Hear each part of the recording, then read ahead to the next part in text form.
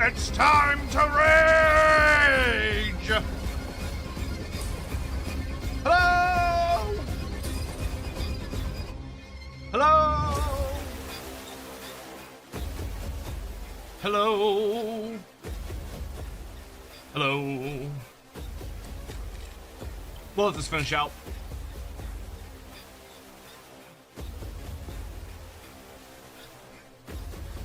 That's a good song. Oh. I forgot to announce anywhere I was going live.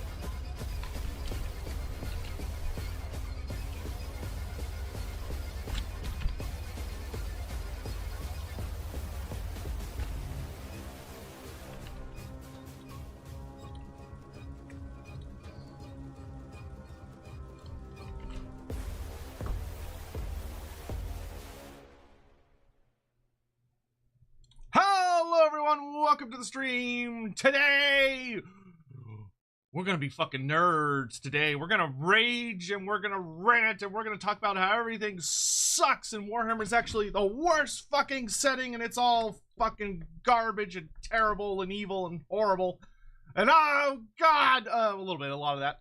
Hello, welcome to the stream. So this is another one of those experimental streams that we are messing with, where I am trying to find more things to do to hang out with you guys and have more community facing content outside of just outside of just like only playing Total War or just video games and like the video games I generally play, and also you know, that specific kind of stuff. But welcome to the stream. This should be a good time. I'm trying to think, what the heck should we have in the background? Like, what should be the what should be our lobby, our background music? I mean, normally I'm lazy, so I just go with like kind of chill Legend of Zelda music, but I almost wonder if we should have something a little more bumping.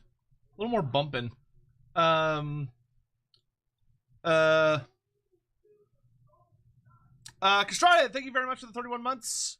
Approach 3 years quickly. Indeed. Bishop and Chair, thank you for the 43 months. By the way, I do have all the lobbies open for the remainder of this week's, like, guaranteed streams. So I don't. Why did Throt get cut off? Throt! Oh god, somebody took him out. Colbo, thank you for the super chat. Blood for the Blood Guys goes to Skull Throne. Indeed. Well, so I'm gonna be today's a complaint day. Today, Hatsune Miku. What? For the background. Remember, guys, it has to be royalty free. can't be something that we're gonna get in trouble for.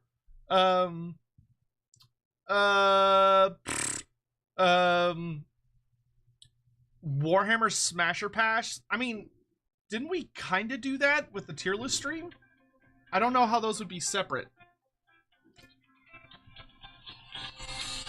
Hold on, I need to make sure. Oh, my door's still open. 1 second. Can't have that. Okay, there we go. Can't have open doors. That's gonna cause all kinds of problems. Oh, it's warm today. Oh, goodness. Hades music. Ooh, I'm kind of digging with that.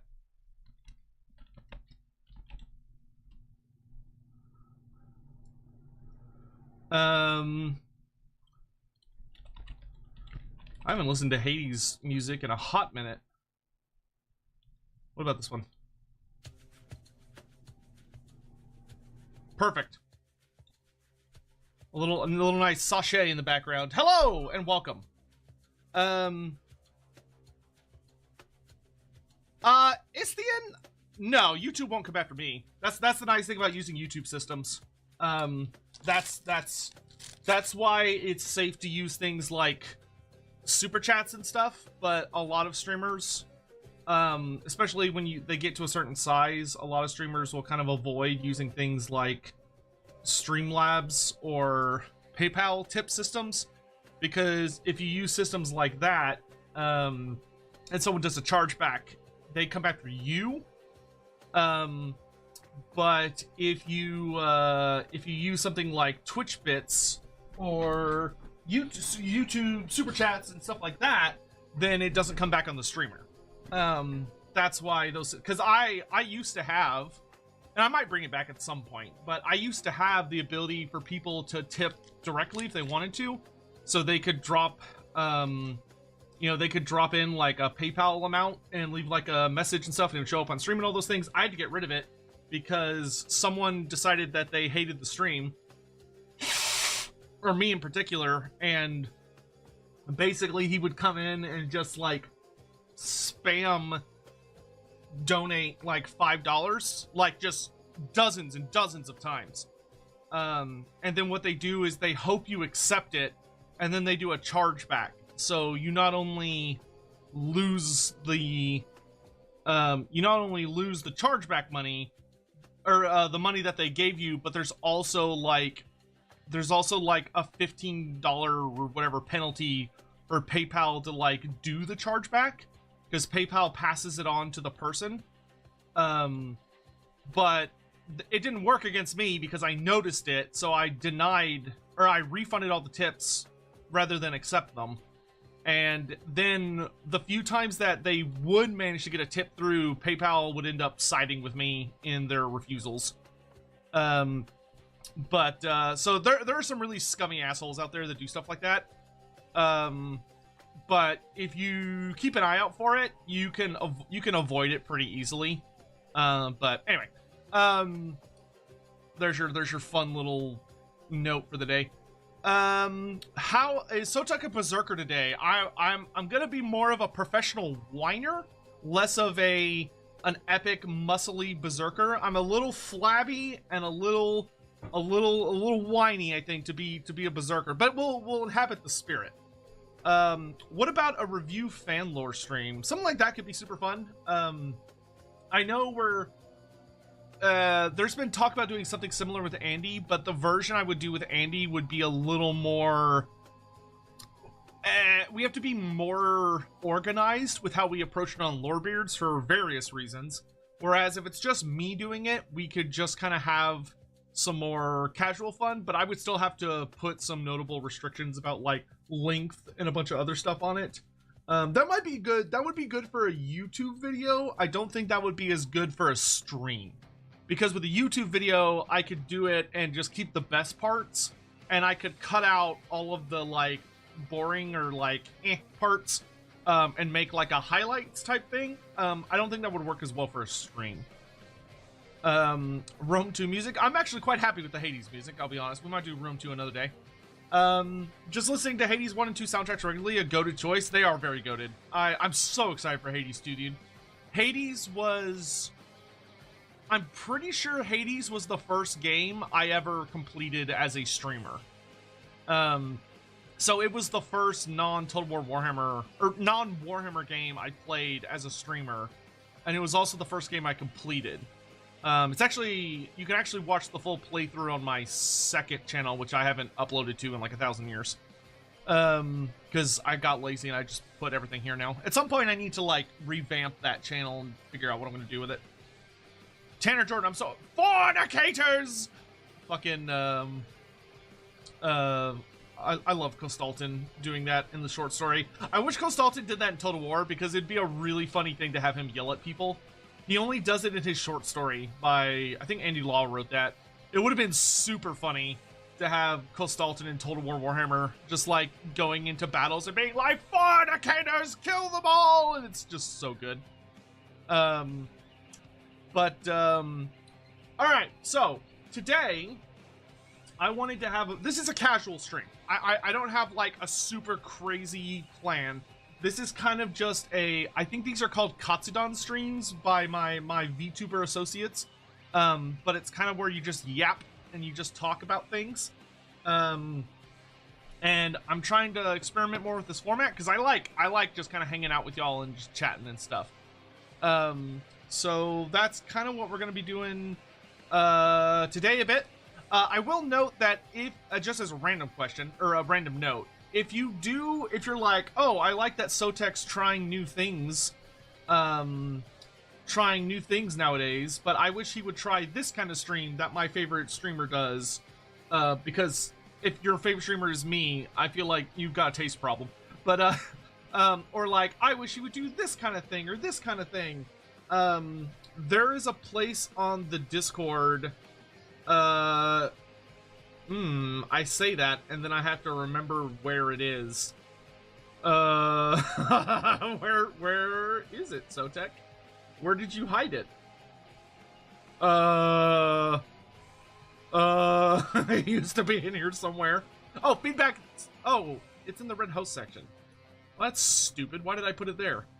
I'll move that thread into the general section. There we go.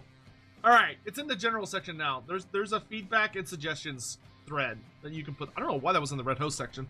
All right. So today, one of the things I really want to talk about, and we will have some fun notes to include y'all as well, is that I'm gonna bitch and moan today about Warhammer Fantasy, about some of the issues that I have with Warhammer Fantasy, some of the gripes that I have with it, and some of them will be obvious, some of them not as obvious, and we'll just kind of have fun maneuvering our way around.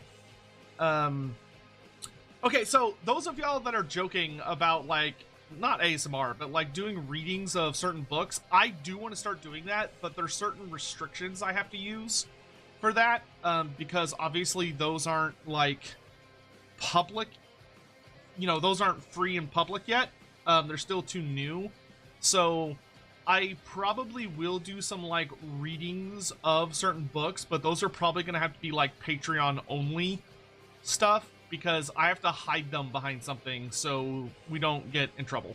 Kind of like how like reaction channels, if you like reaction channels, a lot of the times they'll put their actual reactions to content behind the Patreon system, because it actually acts as an effective shield.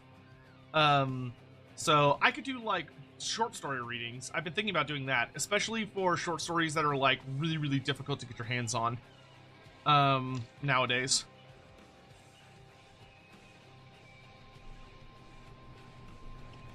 Also, something we might do in the near future once I move my setup around is I did pick up a really cool tarot card deck, because I love when streamers do tarot card readings, so we might mess around with those in the future too.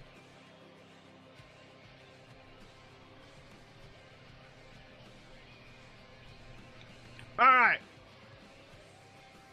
So, by the way, how are you guys? It's good to see you all. I hope you're all doing well this marvelous Tuesday. Before we get into things, just some brief reminders that you can all already see the lobbies up, but on Thursday morning, I'm going to be doing an experiment stream on YouTube only.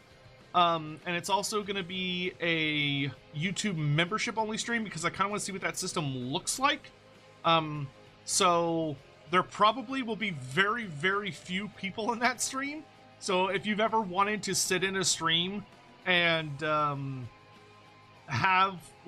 only have to share my attention with like 5 other people, if you're a member on YouTube, that's a good stream to show up to. But I'm going to be discussing how I do lore research and write scripts and stuff, and I'm going to be talking a lot about Queek, and a lot of the issues with Queek, and why it ended up being such like a horrible nightmare that seems eternally ending. But it's going to be a lot of me showing off what I have for Queek and where it's run into problems, and the parts of it that I feel great about and the parts that I don't feel so great about, and going into a lot of like the depth of how I do writing. So if that sounds interesting to you, that will be a membership stream on Thursday morning, and the lobby should already be up for that. There's also on Thursday evening, we're gonna do Marvel Rivals, which is super fun. I've only played it once so far, but it was really good time when I did play it, and I'm just going to be playing with some buddies. I'm not great at the game by any means of the imagination, but it's just a good time to hang out with friends.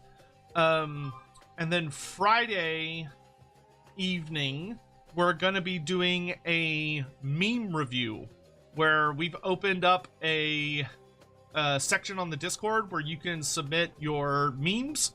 They don't have to be Warhammer related. You will get bonus points if they're Warhammer related. That should hopefully be a really good time. Also, I do apologize that I didn't stream last night. I did end up playing in Turin's tournament last night, but there was something I had to listen to that evening, so I was playing while also listening to this other thing, so I couldn't stream it because I was doing something else in the background. But I did play in the tournament, so multiplayer Mondays are a thing that are going to be happening. I actually did okay. I went 2-2. My first game, I got absolutely butt blasted into like eternity. My first game, Demons of Chaos versus Vampire Counts. I did not play well, and I got absolutely ripped in half by the Vampire Counts player. But I then won my other two games, and then I fought Turn with my Lizardmen, and I put up a good fight. But Turn is just so much better than me. I just cannot keep up with his his micro. I could not keep up with it, and he had this just horrifying double Iceworm Zarboris build that I didn't do a good job focusing down. Priority targets. I think if I had done a better job focusing one of the ice worms and killed it, because I got all of his single entities to really low health, but I didn't kill any of them. And that was my mistake. I should have just focused one of them. If I had just killed one of the ice worms, I think I could have folded him from that point forward. Because my army kicked the shit out of his army early on, but I couldn't keep up my momentum. Was the problem. Now there's a paywall for Queek content. This is how Scarbrand is summoned. Well, maybe Scarbrand will also come up. I mean, so Queek is just the lore script I've been working the most on. So that's why I'm going to be talking a lot about Queek, is that as far as like lore videos go, it's the only full lore video that I have an unreleased script for, which is why that's what we'll be focusing on. The rest of the scripts are really old or already out. That being said, I will also be talking about older videos. Yeah, should be an interesting time. But that's enough kicking around. Any favorite heroes and Marvel rivals? I have enjoyed Groot and Thor a lot. Groot is really fun, but I am not really good at building his like walls as fast as I need to. Like, if I was good, I'd be able to. You could build them really fast to like interrupt and block line of sight and stuff. I don't have the like button management to be able to do that very efficiently yet. So I'm not. I'm trying to like build walls, and I end up like building and canceling walls simultaneously, which fucks everything up. But Thor is super fun. All right. Anyway, so welcome to the stream. This is going to be a stream complaining about things. Feel free to complain about things that you want to complain about. That's okay. We're going to welcome all that energy here tonight. As long as it's not something like politics or religion or whatever. Leave that somewhere else. We're here to complain about Warhammer.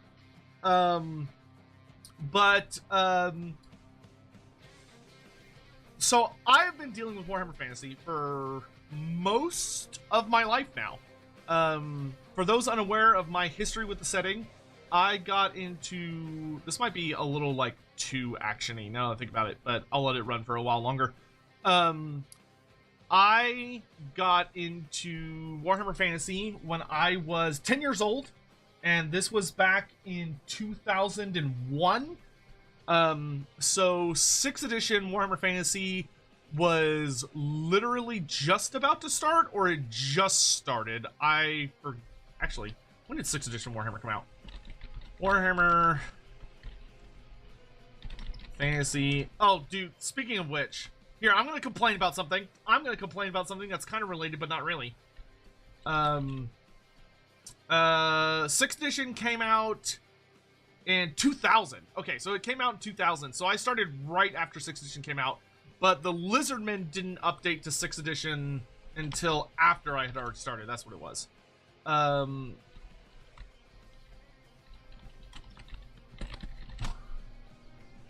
Yeah, because Lizardmen was 2003. That's what it was. So I've been in the Warhammer Fantasy sphere for, I was 10, so I've been in it for 23 years. So my Warhammer fandom is old enough to drive and to drink, and other things. But one of the things that's whoa, I dropped my phone on my keyboard. One of the things that is okay, actually I have to bitch about something really fast. So y'all know, if you've been watching the channel, that I put out a video kind of recently where I talked about the Dwarf Player's Guide. And not a lot of people are watching that video, but that's fine.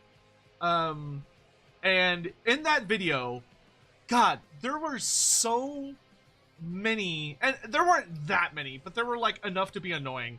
There were so many actuallys in the comment section from people that about just the most like I was like, oh yeah, you know, the original Dwarf book by Alfred Nunes, which I think is the same Alfred Nunes that we're gonna have, because I mean there can't be that many Alfred Nuneses, right? Who's gonna be coming on this upcoming Sunday to Lorebeards to talk about like his maps and a bunch of other stuff. But I talked about how his original dwarf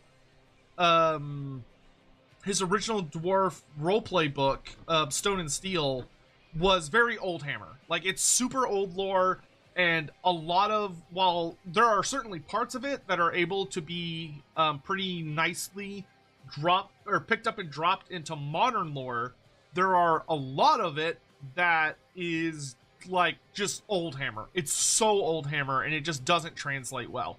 And especially stylistically, comparing the Stone and Steel dwarfs to modern dwarfs, they're heavy disconnects. And there were like several people who were like, actually, Stone and Steel came out in like the early 2000s, which would have been during 6th edition Warhammer Fantasy, because in the video I was like, oh yeah, this is like old like 5th edition and prior stuff. And they're like, so it's actually 6th edition, meaning that it's purely modern Warhammer. And it's like, bitch, like okay, fine, let's go open the Stone and Steel book and read it. And here's the thing you need to know about Stone and Steel, right? Is that Stone and Steel is a Wolfrup 1st edition book. And does anybody know when Warhammer Fantasy Roleplay 1st edition came out? So it's a 1st edition book, right? It's an expansion book to the core rulebook, meaning that it derives all of its lore, all of its rules, and all of its systems from the 1st edition core rulebook. Does anybody know when the Warhammer Fantasy Roleplay 1st edition core book came out? 1986. Warhammer as a concept started in like 1983, I think. So I was wrong, it turns out, when in the video I was like, oh, it's like 5th edition dwarfs, because that's not correct. It was more based on 3rd edition dwarfs, when Warhammer Fantasy was like completely unrecognizable. Like, that was back when Warhammer Fantasy was like wildly, exotically different. And it's like, you have people walking in, and it's just the roleplay community coming in being like, how dare you, Stone and Steel is modern, it's modern dwarfs. And it's like, motherfucker, I can open Stone and Steel and I can turn to a page that has a whole page on the rules of dwarf wizards. In how imperial dwarfs culturally don't think magic is as spooky as regular dwarfs, so they are dwarf wizards that are experienced in the lores of elementalism and battle magic. Because since it was 3rd edition Warhammer Fantasy, the 8 winds of magic were not a thing. We didn't have the 8 winds of magic. We had essentially what we have now in the old world. So it's like, dwarf wizards? You motherfucker, you do not get to fucking come in here and try and check me on like, oh, well, this is a very modern supplement. This is a very modern book. When your book says fucking has a section for how to play dwarf wizards. Like, get the fuck out. Get out. You're not helping the conversation. Like, that is such a bad level of reading comprehension. That is someone who looked up the publication date and was like, oh, well, it was published in the early 2000s, therefore, Sotek is a dumbass. And it's like, how about you open and read the fucking book, yo? It's like, don't get me wrong, there's some parts of the book that I think translate pretty well. Like, there are some parts about, like, dwarf holds and, like, the dwarf ancestor gods and stuff that translate pretty okay into modern lore. But there are some parts that don't, like how each of the dwarven gods have priests, and the priests of the dwarf gods are fucking wizards and use magic. Get off, quit riding my dick about your fucking, like, 1st edition Wolfrup. Get off. You still want Crag the Grim back? That's totally fair. I mean, Crag the Grim's awesome. Crag the Grim never went away. Like, he stopped being playable, but he never ceased to exist. I personally am really hoping Crag the Grim will be a played character in the old world, because he's 200 years younger. So I think it'd be totally fine for him to be a playable character. I mean, he's like the oldest dwarf alive, I'm pretty sure, even 200 years ago. So I would very much love to see him kicking around.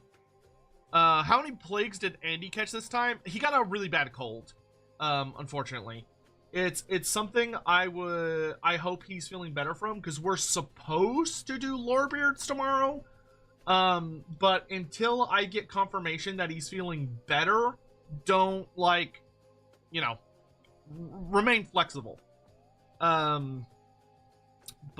Anyway, so that's my first rant of today, is that I wish when I talk about why the lore of the new Dwarf Player's Hand Guide is problematic, people would have some faith. I can't wait to that I know what I'm talking about. Lore-related grudges.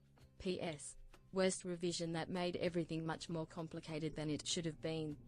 So, let's talk about some other things, right? Andy is sick again? Yeah. Well, so here's the thing. Andy has a really poor immune system, which is scary. I mean, that's just scary. Having a poor immune system is, like, super terrifying, because it means that you get sick easily, and when you do get sick, you get sick. And that's the thing that sucks for Andy, is that if anybody around him gets any kind of sick whatsoever, he is practically guaranteed to get ill. And if he does get ill, he will be ill for at least a week, probably longer. And it's scary. It's genuinely scary. So please send him your healing energy. Call in any favors you have with gods or vibes or whatever it is you're into. You know, break out your JO crystals and send positive vibes his way. Whatever you want to do. Oh, by the way, I'll say this a couple times throughout the stream, though. If y'all could make sure to inform this to anyone that joins the chat late. Today is literally just about complaining. That is the vibes for today. Is we're just finding things to complain about, and we're ranting. We're getting it out. We're getting all this bad juju out of our systems. There is not any particular one thing that caused this stream. This is just us experimenting with a format. So if someone comes in, they're like, what happened? Why is Sotek so mad? Nothing happened. We're just getting out vibes. You're a wizard, Ogre. No, that's how you become a chaos dwarf. David Whitfield, I still have a book. I still have that book, and remember in the book scenario where the party has to fight and usually die to a beast of Nurgle. Happy times. Yeah, though, actually, I'm kind of curious how it would have been in that book, because I don't think beasts of Nurgle... did beasts of Nurgle properly exist yet when that book came out? I don't remember if beasts of... Actually, I could check. I don't know if beasts of Nurgle were in the 6th edition Hordes of Chaos book. Because I want to say that in the Storm of Chaos book, the beasts of Nurgle were actually chaos spawn, not demons. But I'm not sure. They might have already been demons by that point. Let's see. Demonic units. Yeah, no, they weren't a thing yet. Because in the Hordes of Chaos, the only demonic units Nurgle had were Great Unclean Ones, Nurglings, and Plague Bearers. And then... Yeah. And then you would take a Chaos Spawn, and if you gave a Chaos Spawn a Beast of if you gave a Chaos Spawn the Mark of Nurgle, it became a Beast of Nurgle, but it actually wasn't a demon. It was just a Chaos Spawn. So, in Stone and Steel, in that book, the Beast of Nurgle would not have been a Beast of Nurgle as we understand it. It would have been the old kind of Beast of Nurgle, which is really interesting. Because, funny enough, it was, back in the day, you had when the spawn would be given a specific mark, they turned into, like, a different kind of creature.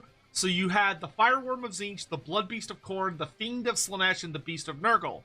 Now, your ears might prick at that and go, wait a minute, aren't Beasts of Nurgle and Fiends of Slaanesh, aren't those, like, bestial demons? And the answer is yes, those are the current bestial demon types.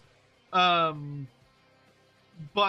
what's super interesting is that from there, you have the Blood Beast of Khorne and the Fireworm of Tzeentch, which for whatever reason, those did not get upgraded from Chaos Spawn to Demon Beasts, which is kind of a shame. They kind of should have been.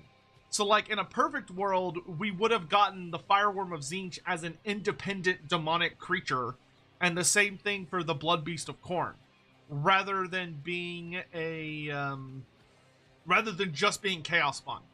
Now, we see that in Total War. Total War has taken the Blood Beast and kind of made them into their own thing, where they are also not Chaos Spawn. They're kind of some weird other kin type thing.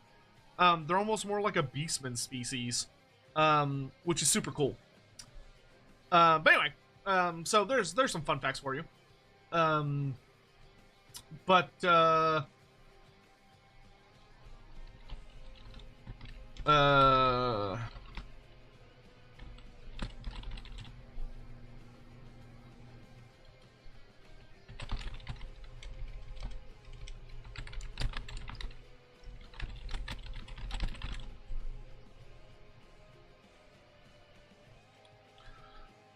yeah, super fun.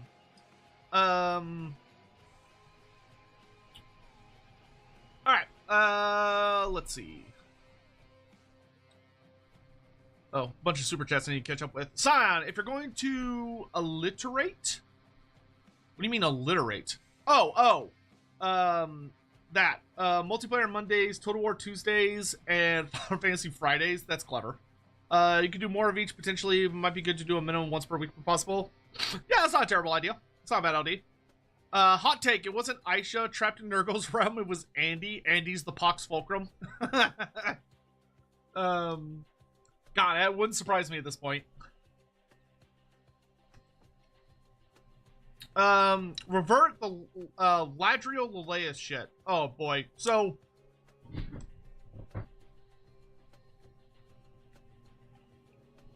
Ladrielle and Lileath, right? For those that don't know, I'm working on a new script. It's not going to come out immediately. No, I'm not even going to touch the end times. I'm not going to touch the end times right now. I don't need to, right? Everyone knows the end times is shit. I don't need to touch it. Here's what I will say in regards to Ladrielle and Lileath. Is that I'm working on a new script right now for the High Elf Player's Guide. So we have the Dwarf Player's Guide, which I just released a video on. If you haven't already, I'd really recommend going and checking it out. I do talk about a lot of really interesting lore, particularly about High King Alricsson, who was the High King before Thorgrim. But I also just point out some issues in the book that I hope to get fixed. And if you, by the way, would be so kind, I would really appreciate if you would follow like the links in the pinned comment and submit an errata ticket for the Dwarf Player's Guide so that we can get enough of a public push that Cubicle 7 repairs the issues in the book and like rewrites some of the problematic sections. But anyway, Lileath and Ladrielle in the new book is wild. I mean, there's a lot. The elf, I actually really enjoyed the High Elf Player's Guide. I thought overall it's super good. I only found like 2 sections that had like a whoops, which one was super minor. Like there was like a really minor note where they accidentally called Calidor II Prince Emmerich, but it's actually Calidor I who's Prince Emmerich. Calidor I was Prince Emmerich, and then when he becomes Phoenix King, he takes on the name Calidor. Kind of like how when like you know, certain member or someone becomes the Pope, they like take a new name. That's kind of what Emmerich did. Is he took on the name Calidor to kind of give more like weight and significance to his ascension to the Phoenix Throne, especially because he was going up against fucking Malekith or Malarian, who had just like betrayed everyone and turned into the Witch King. And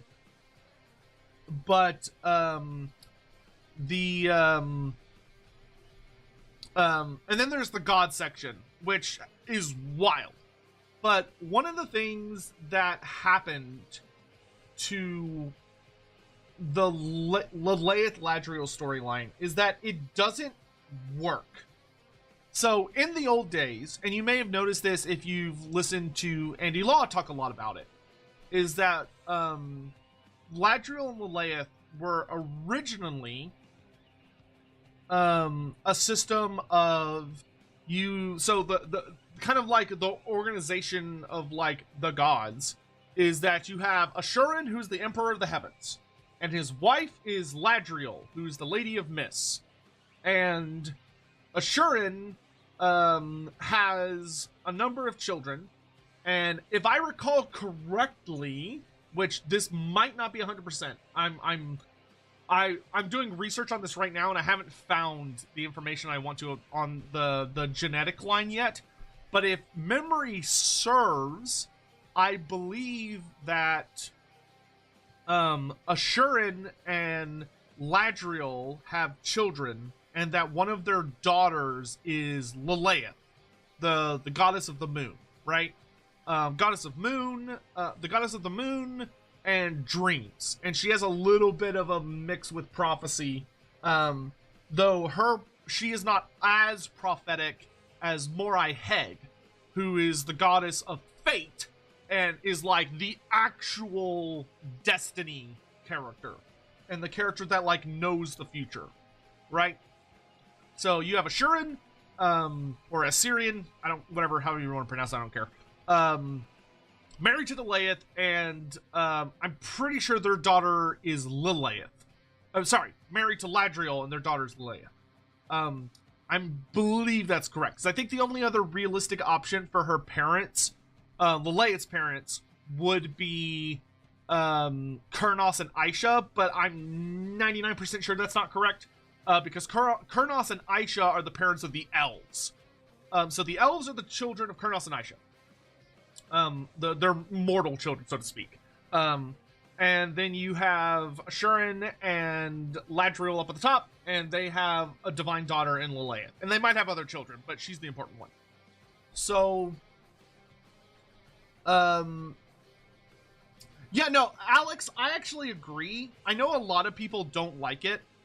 A lot of people don't like the change of Malekith the Witch King into Malarian the Dread King. But to be honest, I think it makes more sense. I think a lot of people hate it because they just don't like change. But I actually think it's a more realistic set of names. Malekith is a bit of a weird name compared to Malarian, which actually makes a lot more sense within Anarian's family. And how, like, he names his children. So you have, like, Marillion, who was his first son. And then it's like, oh, his second son's name is Malarian. And, like, this continues down to, like, Tyrion and all this other stuff. So it's like, yeah, that's a much more, like, that makes sense. And then you also have things like Dread King works a lot better with the naming conventions that we know the Dark Elves use, where you have Dreadlords, and like Dread is a convention that they use in a lot of their like systems, whereas Witch King was always a little weird to me, because the only time that like witches are brought up is purely in a feminine sense, and it usually, like, you could argue that it has to do with Canaanite things because you have like the witch elves of Cain, but it was always very obvious that they just stole it from Marvel. No, Malekith is not from mythology. He's not. Malekith is not at all whatsoever from mythology. Malekith, the first ever Malekith the Dark Elf is from Marvel. Marvel Comics. And Malekith the Witch King of Warhammer Fantasy was stolen from that, because the person that created him just liked the character. And I guess he's like, oh, it's a Dark Elf. There is no Malekith in real world history. That's a common misbelief. I used to think that was the case too, and then I actually looked it up, and it's like, yeah, no, there's no such thing as Malekith. That's not like a Nordic or whatever character. So Malekith was ripped. The Malekith of Warhammer Fantasy is literally someone at Games Workshop took the Witch King of Angmar, and they took Marvel's Malekith the Dark Elf King, or whatever he is, or Dark Elf villain, to Thor, and they combined them. And that's how we got Malekith the Witch King. That is literally all he is. That's the story. That's 1,000,000,000% where he comes from. There is no real world inspiration. There's no like super clever story. There's no like dramatic history behind the naming of the character. It's literally the classic Games Workshop thing of some British guy took two things he thought were cool and he very lazily combined them and just ripped off of it. Like Malarian the Dread King is actually original. And as silly as that sounds, compared to Malekith the Witch King, which they literally just stole from Marvel Comics and Tolkien, which is why I'm not that attached to it. Like, I am totally fine with renaming Malekith into Malarian, because it's fine. It's really fine. Games Workshop very, very rarely ever bothered with making their own material. Even when they would make new things, a lot of their new things were heavily stolen from other concepts.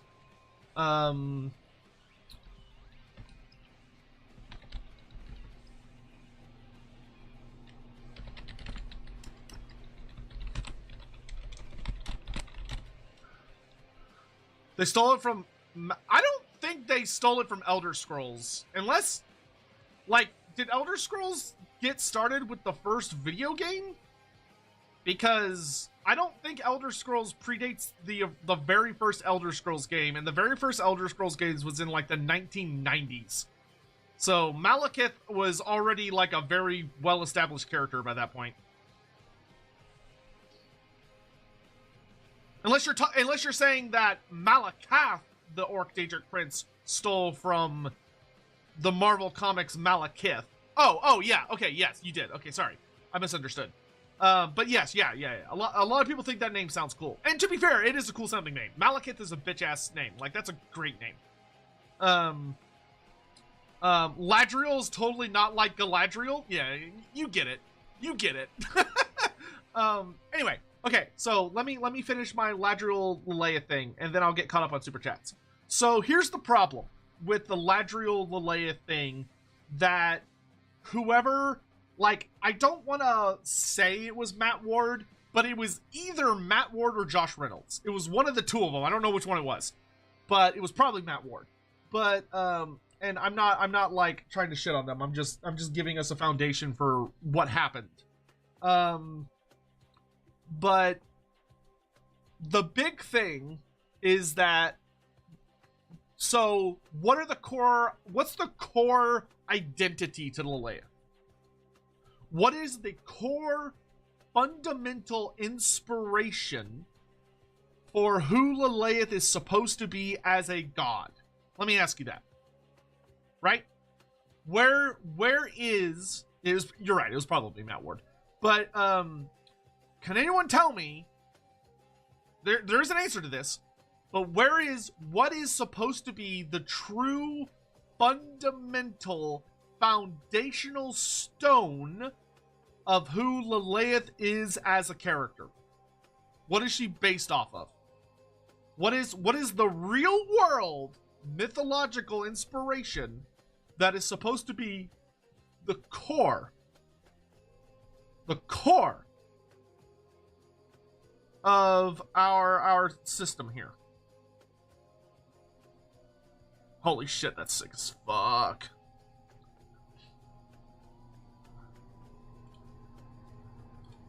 Holy shit, that's sick as fuck. Oh, I can't show y'all that, but it's sick as fuck. Bellicor, Dreams? Nope. Come on, guys. What's Lileath's title? Lileath the what? Come on. We're running a lore show here. Your mom? Close. You're actually close, but no. You're very close, Hammond. You're the closest so far. Lileath the what? Come on, y'all can do it. Thank you, Amadeus Arkham. Everyone applaud Amadeus Arkham. 100 points to Amadeus Arkham. The Maiden. Lileath the Maiden. Because you have Aisha the Mother, Lileath the Maiden, and Morghul the Crone. That is their relationship. That is the core fundamental triumvirate of that aspect of the Elven pantheon. You have Aisha, the mother to the elves. She is the mother goddess. She is the goddess of life, the goddess of giving life, of nature, of the explosive bounty of all that nature and the living have to offer the world. She is the one that weeps for the suffering of her children, the elves. And depending on how far you choose to take the elven gods, you could argue, like, I know Andy likes to argue that the elven gods are not the elven gods, they're just gods. I personally counter that argument. I think the elven gods are just elven gods and the other gods are different, but that's my opinion. But you have Aisha the Mother. Everything about Aisha is how she is the loving, caring mother, the entity that wishes to hold the whole world close to her bosom, that every decision she makes, everything about her character is fundamentally focused on that motherly aspect, right? You have the crone, Morghul. Morghul is terrifying. She is an old, wizened creature who knows everything. She is the weaver of fate. She knows everything that's going to happen. She's experienced. Her representation in the mortal world, the crows, or actually ravens, I think, the ravens that go forth and not only represent her will, but are her witnesses to see fate as it comes to pass. She is the one that knows everyone's destiny, everything that's going to happen before it happens. And she is a terrifying, elderly, withered old hag who, in her wisdom, she takes no sides. No one crosses the crone because everyone respects her and is terrified of her because she controls your fucking destiny. She is what's waiting for you at the end. So you have Morghul, the crone. Everything about her revolves around the fact that she is the crone. That is her core fundamental focus, right? The crone. So she's over here in the corner.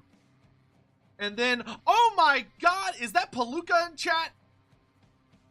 Hold on. I need to make you a mod.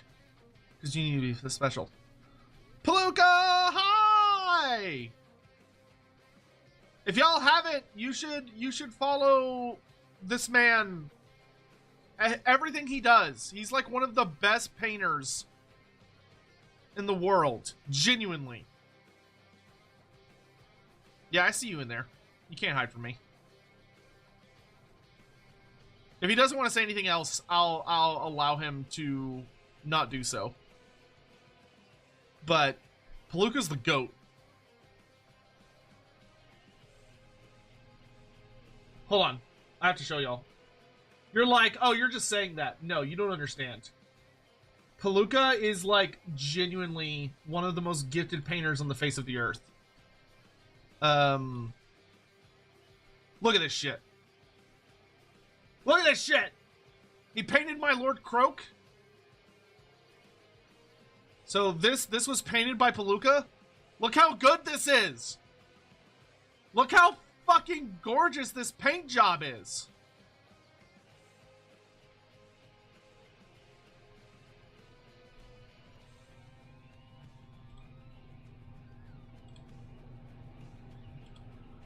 And he also kit bashed. So I sent him the parts, but he kit bashed my Tehenuin on Engine of the Gods with serpents. So this is an Engine of the Gods, but with the Bastiladon serpent parts, jungle swarms, Tehenuin, and the serpents from the Serpent's Fangs Chaos Warband kit or whatever. Like, look how fucking gorgeous this is! Look how insane that is! This was not painted by Palooka. But this was painted by Palooka. And here, you can see, like, the work in progress pics. He also painted this little skink. He painted the skink priest for me. He also painted this Tehenuin model. So this is the Tehenuin in the classic colors, which is also up on my display shelf. So Palooka painted this. Like, dude's the GOAT. If you ever have the chance to commission a painter, he is literally one of the greatest painters ever, like, on the face of the earth. And he's grossly underappreciated as a painter and a person. Anyway, back to where I was. So, if Aisha's entire concept as a character and a god is based on her aspect as the mother, and then everything about Morghul is based on and revolves around her aspect as the crone, Lileath should be the same. Everything about Lileath, everything that makes Lileath Lileath, and every decision about her character, every discussion about what she should do, what she likes to do, what informs her decisions, what is the foundation of her character, is the maiden, which the maiden is the young and innocent. The maiden is the virgin. The maiden is the pure. That is what the maiden as a concept represents, right? Here's the problem. Here's the problem. An author shows up. Once again, I don't know exactly who it was. Based on what I do know, it was probably Matt Ward. It may have been Josh Reynolds, but it was probably Matt Ward, or it may have been some other unnamed party. Somebody shows up, looks at this, and goes, nah, fuck that. Nah, fuck that. Because what do they do with Lileath? Lileath is completely perverted and ripped out of this role. Because Lileath becomes Lileath the duplicitous, Lileath the liar, who, instead of being the daughter of Ladrielle and Assurin, which she should be, as the maiden and the, like, you can almost see her as the princess of the gods, they come in and they do two big things. The first is that, no, this was Studio. This was not Black Library. This was the Warhammer Studio. Because this happened in, I think, 8th edition. It was either 7th edition or 8th edition, the elf books, army books. So this was not Black Library. This was the Warhammer Studio. So first is that Lileath is married. Now, who is Lileath married to? Which, A, she shouldn't be married. She's the maiden. She shouldn't be married to anybody. Aisha should be married. Moray Heg should be a widow. Lileath should not be married. Right? But too bad, so sad. They married her to somebody. Okay, well, you know, maybe we can walk away from that. You know, that kind of flies in the face of her core concept, but I don't know. Maybe we could... Oh, wait, who's she married to? Fucking Assurin. They take Lileath and they say that she is Assurin's wife. So they have taken Lileath and they have taken her mother, Ladrielle, and they combine them into the same character. But they say that Lileath is only pretending to be Ladrielle. So Lileath is pretending to be her mother and has taken the place of her mother and is married to her father. This is not in the end times. We're not in the end times. I want to make that very, very clear. The end times didn't fuck this up. The end times simply took what probably Matt Ward fucked up about the elves and just took it to its natural conclusion. This is not the end times' fault. This is the fault of someone who did not understand Lileath's character and super fucked it up. And the studio should have caught it and stopped them, but they didn't. So Lileath is now married to Assurin. And you might say, oh, okay, well, what's the big deal with that? Well, first of all, she is no longer the maiden, because now she's married to the literal Emperor of the Heavens. And despite trying to be so as the maiden, you would think that she would be the most youngest, pure, and innocent of the elven gods to fulfill the concept of the maiden. You'd be wrong, because she is married to the Emperor of the Heavens, implying that she's one of the oldest gods. And she also is a liar. She's duplicitous. She's a schemer. She violates the laws of her husband to use dreams to get around his declaration that the elven gods, or all the gods, cannot interact with the mortal world. They cannot go and interact directly with mortals, right? Well, Lileath cheats because she goes into people's dreams. And she does prophecy and other shenanigans within their dreams to kind of manipulate them and all this other stuff. Furthermore, she has a secret identity as Ladrielle for some reason. That makes no fucking sense. Because why would she pretend to be Ladrielle? What's the point? Why would she pretend to be this goddess of myths? Well, according to Games Workshop, it's so she could be the Lady of the Lake. So Lileath, who is supposed to be the innocent maiden, is married to the Emperor of the Heavens and cheats his rules by going into dreams to talk to mortals. Oh, but wait! Actually, she doesn't have to do that, because Ladrielle, according to the lore, and this is from older lore, but is still canon, Ladrielle is the only god who Ashurin says, oh, Ladrielle's an exception. Ladrielle can actually walk among mortals. Ladrielle is allowed to go between the heavens and the mortal plane. So Ladrielle can go where she pleases. So why the fuck is Lileath needing to go into people's dreams as Lileath when if she was Ladrielle this entire time, she could just fucking go? Why is she pretending to be the Lady of the Lake to mess around with the fate of Bretonnians when she's also busy being like the ultimate simp for the High Elves?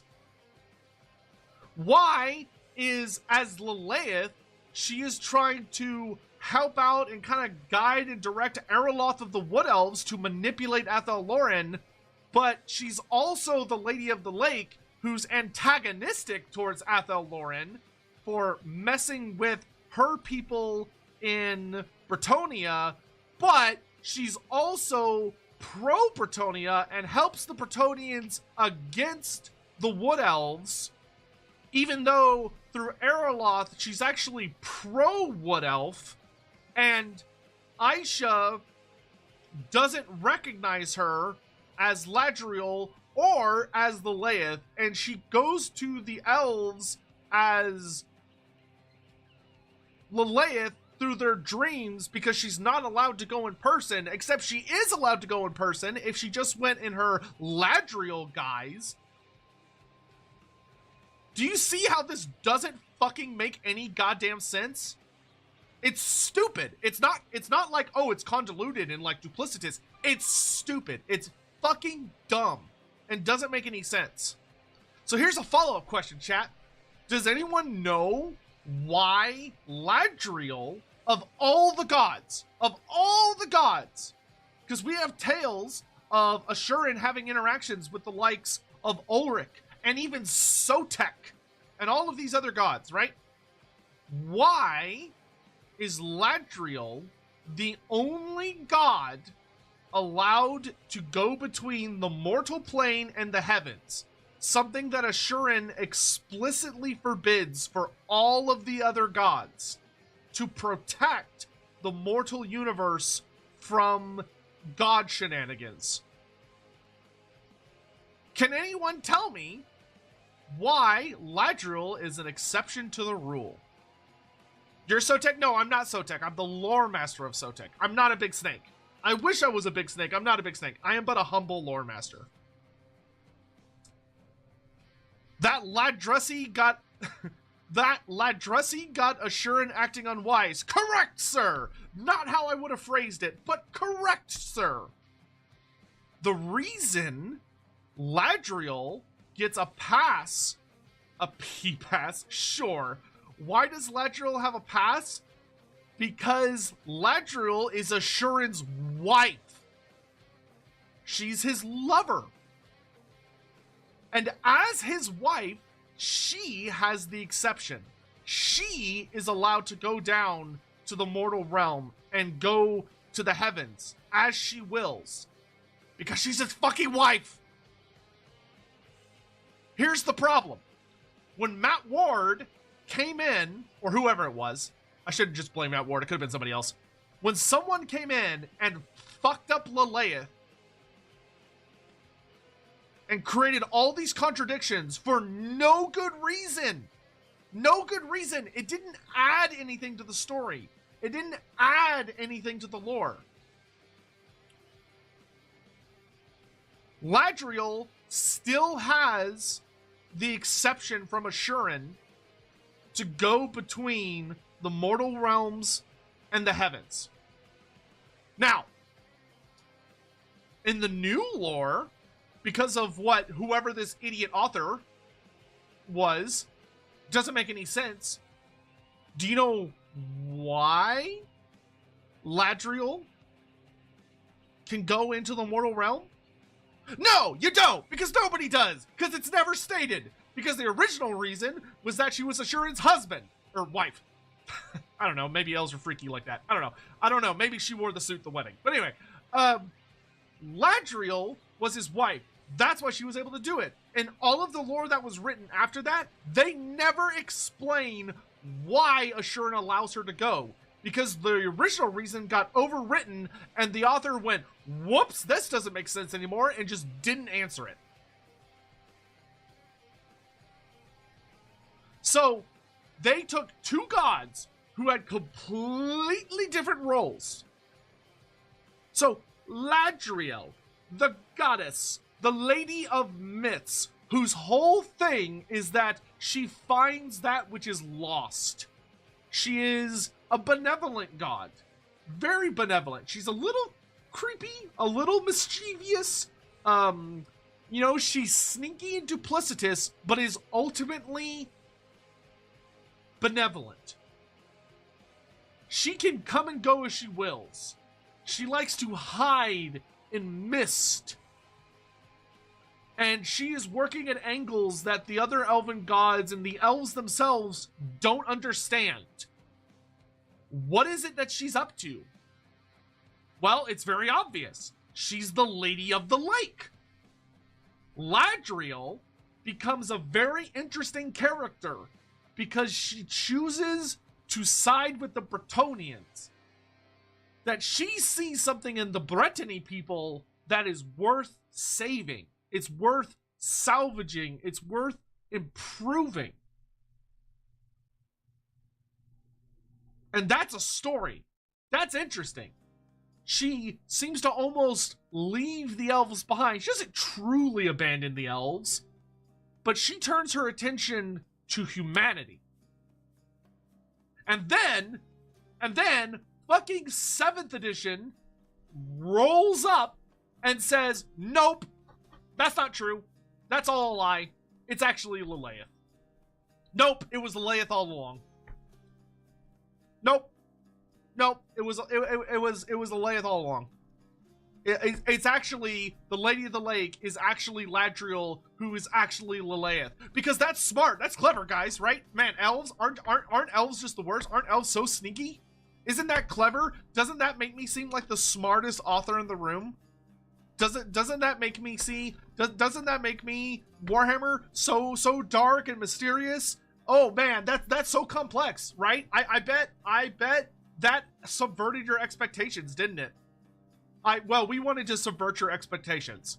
So Lileath, the maiden, is now married to the Emperor of the Heavens and is actually Ladrielle, who could come and go between the heavens as she wills, but Lileath has to use dreams to communicate with people in reality because she doesn't want anybody to know she's Ladrielle for some reason, even though that wouldn't actually have any consequences. But she doesn't want them to know because she's an elf god, and elf gods are just liars and they're super sneaky and stuff. So she doesn't actually want anyone to know anything. And also she's also the Lady of the Lake who is pro Bretonnia and actively does things to like mess with the Wood Elves and protect the Bretonnians from them. But it's actually Lileath who is actually she's married to Assuran, but she's actually showing up in the dreams of this elf called Erloth, and she's like his paramour and is like doing things with him.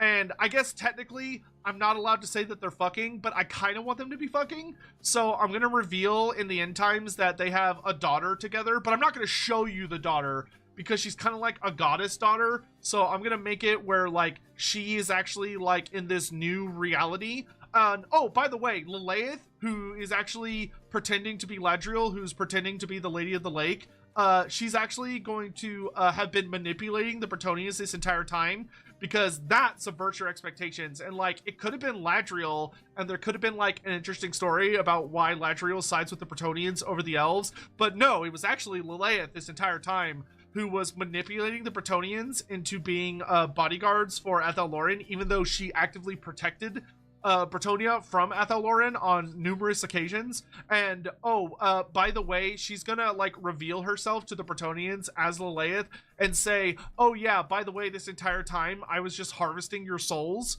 to make you into eternal bodyguards that will never know rest, and you'll spend eternity as my slaves and servants to protect my daughter that I made fucking this elf, who isn't my husband Ashurin, because he doesn't actually have any relevance to the story, even though he's the Emperor of the Heavens and originally fought the Chaos Gods and was killed by them, but then came back to life because he's the Phoenix God. So he should have some important relevance to the story, but he's not actually going to have any important relevance to the story because Lileath is the main character of the story, because I like Lileath and I want to fuck her, so I'm going to create Erloth as an author self-insert so I can fuck Lileath and have a daughter with her. But I'm not actually allowed to say that because the studio told me I couldn't. So I'm just going to say that they fucked off screen and that they have a daughter, but Erloth's not going to remember it, which when you read that is really weird because it implies that Lileath raped Erloth and made him like not remember it, so she like roofied him, which is really fucked up and kind of weird. But Lileath is actually the bad guy. By the way, did I forget to mention the part where Lileath is going to reveal that she's actually super ancient? Like, she's older than all of the gods, and she's older than the Warhammer Fantasy Planet, and she's older than the old ones.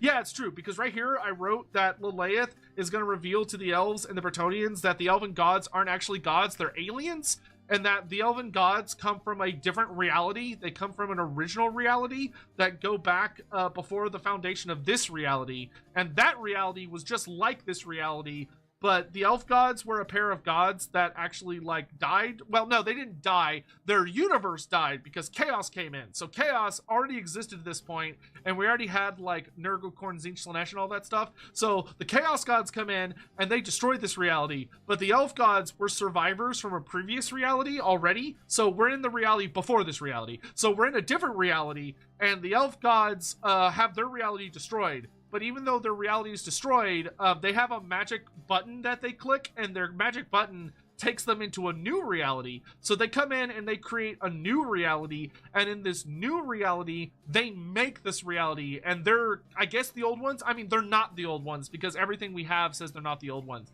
But Lileath and them are actually older than the old ones. So they made the old ones, I guess. Or maybe they were the old ones and just forgot. But anyway, so they like make the old ones and they make all the planets, and Chaos eventually goes, oh hey, those guys like went to a new reality. So these elves, or the Chaos gods, follow the Elven gods to this new reality where the Elven gods are older than the old ones, or are the old ones but forgot they're the old ones. And they create the Warhammer planet and then forget about it, and they wander off, and then they come back to the Warhammer planet and go, oh shit, this planet's not in the right place, and they move this planet like closer to the sun, and they do all the stuff that the old ones did. But the old ones are not the Elven gods, guys. Like the old ones are older than the Elven gods, but according to the Elven gods are older. And the End Times is right. Like, the End Times can't be wrong, right? Because it was written by fucking morons. So just like the 7th and 8th edition books by Matt Ward were written by a fucking moron. Matt Ward, I don't hate you as a person, but I really hate your writing. So they come in, and so Lileath is both older than all of reality and older than all the gods, because she very explicitly comes from a prior reality and then came to this reality.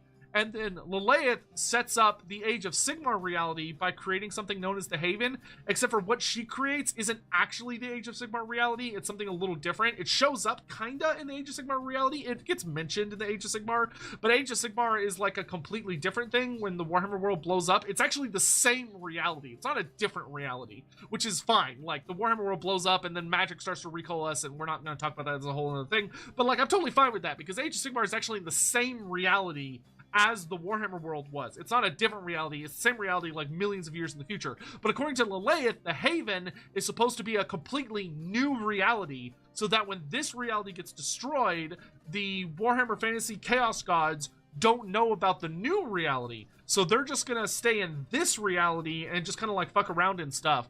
But she brags or tells this to a Bretonnian because she feels bad for manipulating the Bretonnians for thousands of years, even though she's such an apparent evil, heartless bitch that she is like turning them into immortal slaves, and is like such a dumbass and such a fucking moron that she makes the Bretonnians so angry that the Bretonnians like refuse to participate in the final battle. and they abandoned the rest of the good guys because it turns out their goddess is literally more evil than fucking chaos. So Lileath, who originally was supposed to be the maiden, whose whole core concept is that she's supposed to be the innocent, young, virgin, pure goddess of the OG moon Manslib, which itself, from an Elven perspective, is supposed to be a pure orb of the heavens. All of that is fucked up because somebody came in and said, nope, fuck that, fuck you. She's married to Assurin. She is pretending to be Ladrielle, who's pretending to be the Lady of the Lake, and that is why none of this shit makes any fucking sense! The end. I want to be really clear. Everything I just said is like full canon. And it's garbage. It's fucking garbage. Like, and here's the thing. Tzeentch wishes he was this fucking convoluted. Like, Tzeentch is looking over from, like, his corner, his cuck chair, over at the side going like, holy shit, dude. Like, if Tzeentch was anywhere near that level of clever, or near that level of evil, Tzeentch would have won, like, centuries, millennia ago. But Tzeentch is over here being like, I don't understand what's happening. So that is why I will be writing a video that will be phrased much nicer than what I just did. But I will be writing a new video about the High Elf Player's Guide, because the High Elf Player's Guide fucks up the Elven gods again. And actually it gets them even worse than prior books, because the person that wrote the book didn't understand the difference between the Kithari and the Kadai, but I understand how they got it wrong, so I'm not mad at the author. I completely understand what goofed them, because the way that the 8th edition army books, which were also written by Matt Ward, which I will fucking hate the way he wrote elves for the rest of time, but the way that he just fucked everything up makes it very difficult to look at the High Elf books and not make a mistake. So the person that wrote the High Elf Player's Guide, if you go read the religion section, it doesn't make any sense. It's a complete mess. The Elf Player's Guide religion section is a genuine, complete mess. But I don't blame the author, because trying to figure out what it's supposed to be is a complete mess. So anyway, that is Lileath, and that is why I fucking hate what was done to her in 7th edition Warhammer Fantasy, and 8th edition Warhammer Fantasy, and the End Times, which made her worse with every single installation. She literally gets worse and worse and worse each time. Welcome, Warhammer Fantasy. You should take that clip and make a video of it. I think that's too long to be a clip. Where'd my water bottle go? I need, oh, there it is. Daddy needs agua.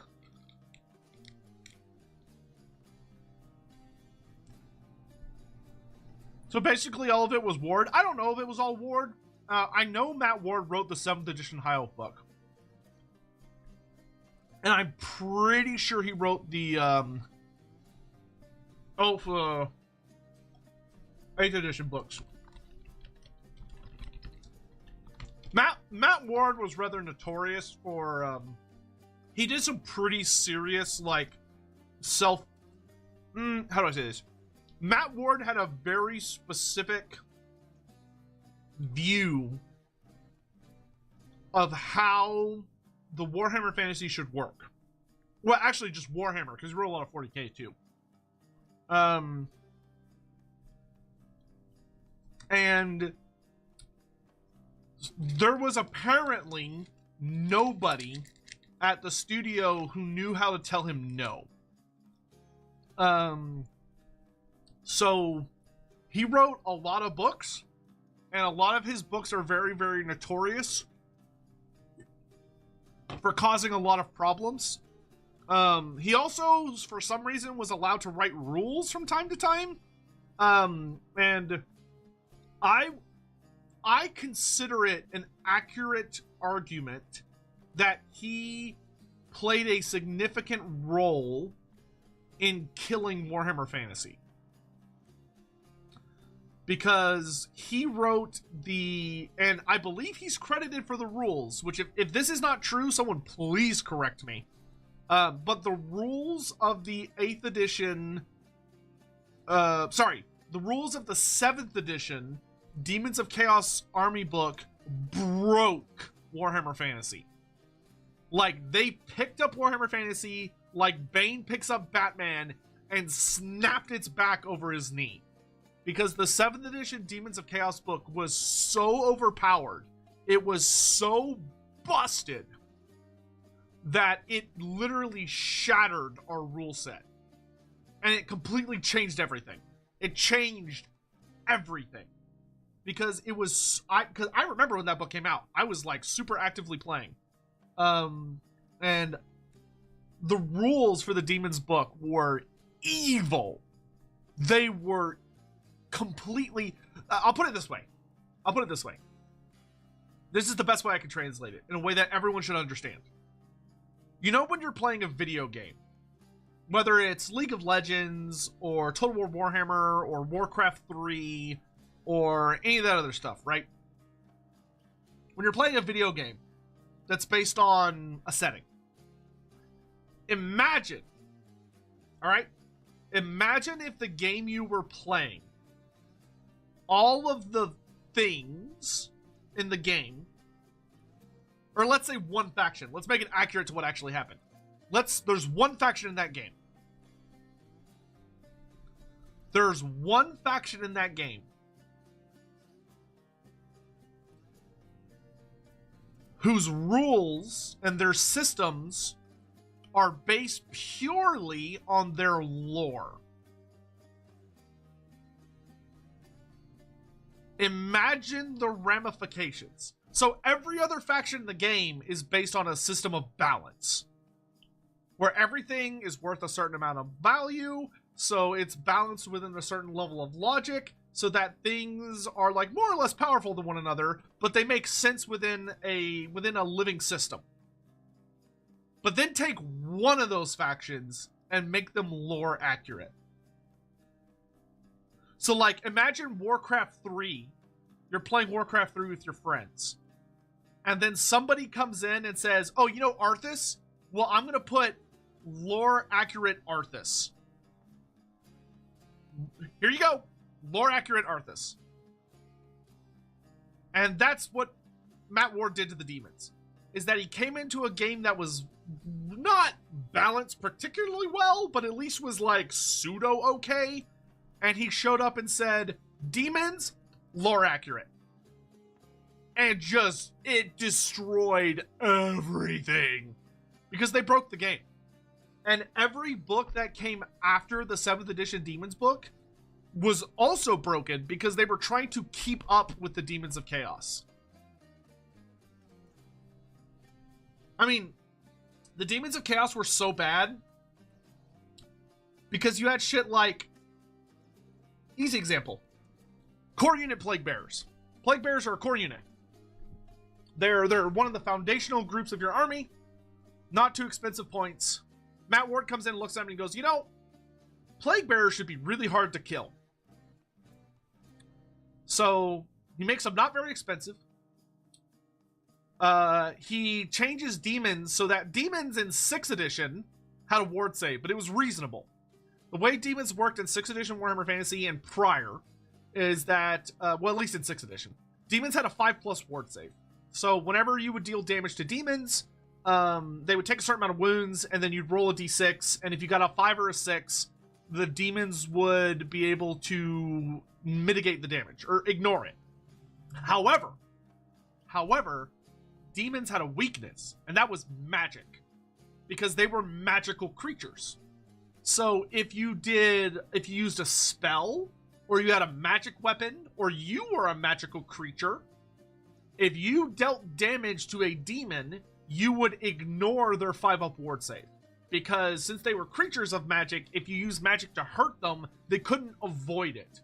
So now there were still ways they could have saves. You know, they could still have like an armor save. They might be able to get regeneration in certain situations, but they generally relied on a 5-up ward save.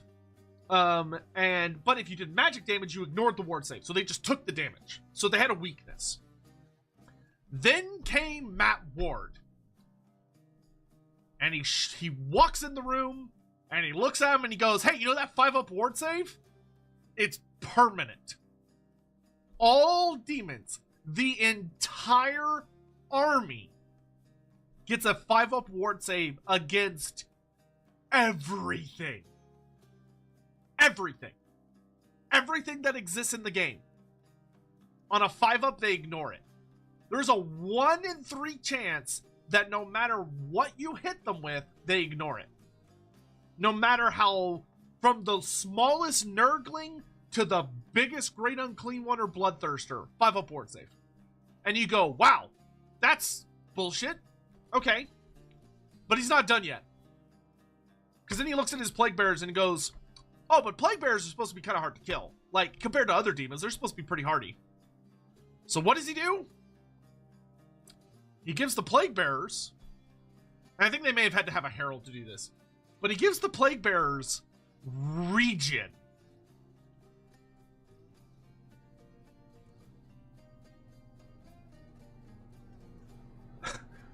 Regen. So, Plague Bearers, which are a core unit, they're a basic bitch unit, and this isn't the only Nurgle unit that got this, a lot of Nurgle units got this. So, a Nurgle unit, if you do a wound to a Nurgle unit, it has a 4-up regeneration save. So there's a 1 in 2 chance it's going to ignore the damage.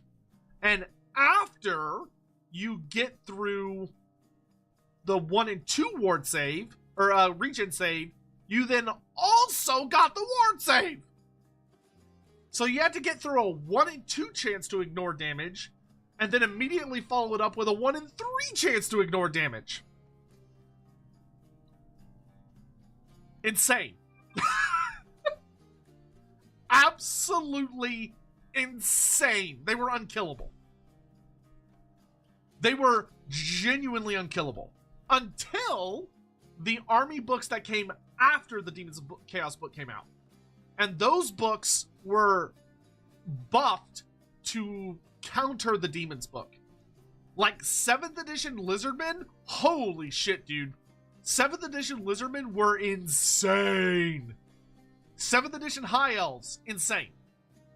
Because 7th edition looked over at the demons and went, ooh, those are kind of spicy. How do we counter that? And they looked at, so like the elves, all elves got always strike first. The entire faction. All elves got always strike first. The dragons got super fucking scary. And you could also run multiple dragons. Lizardmen got absolutely bonkers. Like, Lizardmen 7th edition were toxic. I loved them. I loved playing 7th edition Lizardmen, but they were toxic. they were absolutely insane. You know, when we had shit like the Blade of Realities, which the 7th edition Blade of Realities was a magic sword you could give to your Saurus characters. And it was only like 65 points or 70 points. So you could also run some like 30 more points of magic items to make yourself tanky. Blade of Realities. You could walk up to an enemy unit and you attack them. For every hit, every single hit with the Blade of Realities, your opponent had to roll a leadership check. So they would roll 2 dice and they would add those numbers together. If those numbers were higher than their leadership, they died instantly. No saves, no ward save, no regen save, no armor save. Didn't matter how many wounds you had. Didn't matter how expensive the model was. Didn't matter if it was a monster or if it was infantry or whatever. For every single hit. And those fucking Saurus characters had like 5 attacks. Or 6 attacks. I think it was 5. So you could run up and smack a greater demon 5 times. And he had to roll 5 leadership checks comparing against like a 9, somewhere between an 8 to a 10. And if he failed 1 time, instant death. Instant death. Bonkers. Like, 7th edition was super fun, but it was because it was busted. And everybody was very busted. Because as the edition carried on, everyone else just kept getting stronger and stronger and stronger.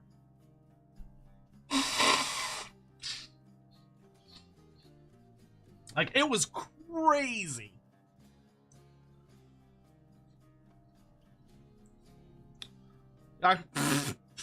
Oh, that was a napkin, not a Kleenex. I was like, why is there fuzz all over my face? Now, I don't want to hate on Matt Ward. I have nothing against him as a person. I wish that he had a better editor. I really wish that there had been someone who had been checking Matt Ward's work and being like, hey man, this doesn't really fit with like the stuff that's supposed to make sense for this lore. Let's dial this back a little bit. These rules, we need to playtest these and make sure these work. These are a little overtuned. Like this stuff's a little extreme. We need to reel that in a bit. That's all it needed. I think there's a lot of stuff that Matt Ward wrote that I thought was really good. There were plenty of things that he wrote that I was like, oh, that's cool. I like that. I dig it. But man, he put some dumb shit in the system. All he needed was somebody to just like double check his stuff. And Games Workshop was too cheap or too lazy to do that.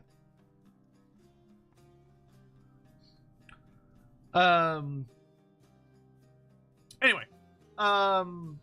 So there's that.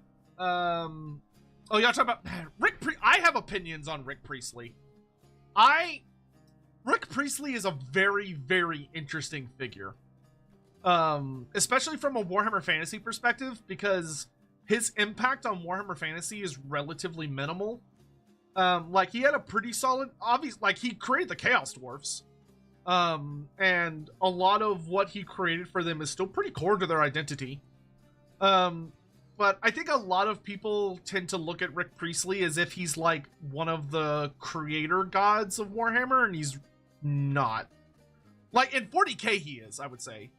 Like, in 40k, he had a really dramatic impact on a lot of the setting. But, like, when you look at, like, what Warhammer Fantasy evolved into, especially, like, in 7th and 8th edition, it is wildly different from what he created. And, like, the stuff that he liked and wrote. Because he was a big 40k stan. Like, Rick Priestley, I think, very much unironically loved 40k much more than he loved fantasy. And it kind of shows in some of the stuff that he said in various interviews. He has a number of opinions that I vehemently disagree with. Okay, let me get caught up on super chats, because I'm like super behind. Yeah, Chaos. He has a lot of really cool stuff on Chaos. Priestley wrote some really cool shit with Chaos, and I think, honestly, that's why for 40k he's in modern 40k he's a bit more relevant than he is in like modern fantasy. Is that in 40k Chaos is kind of one of the main characters. You know, like, not to offend any of my fellow Xenos brothers and sisters, but like, if you're a 40k player, it's all about Chaos versus the Imperium, and everything else is a backdrop. Like, everything else is meh. And like doesn't really matter to the setting. Whereas in fantasy, Chaos is relevant, but it's not the most important faction. Chaos tends to spend a lot of time kind of like, oh, it's building up power in the north, and like, you know, but like Chaos can easily have hundreds of years where it's not really doing anything. And the setting is far more focused on, oh, what's going on with the elves? What's going on with the dwarfs? What's going on with the greenskins? What's going on with the Skaven?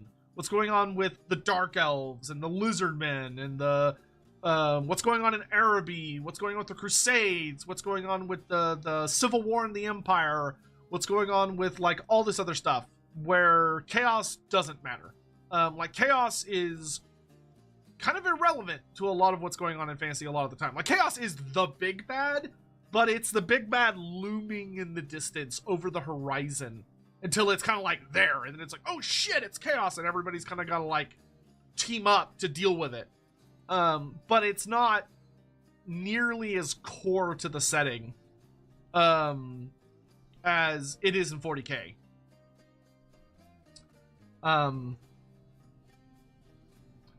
But I also, like, I really dislike some of his, he's done, like, a lot of Q&As, especially after he left GW, and some of his opinions don't work anymore. Like, Rick Priestley said something along the lines of that Warhammer Fantasy, or, he exactly says this.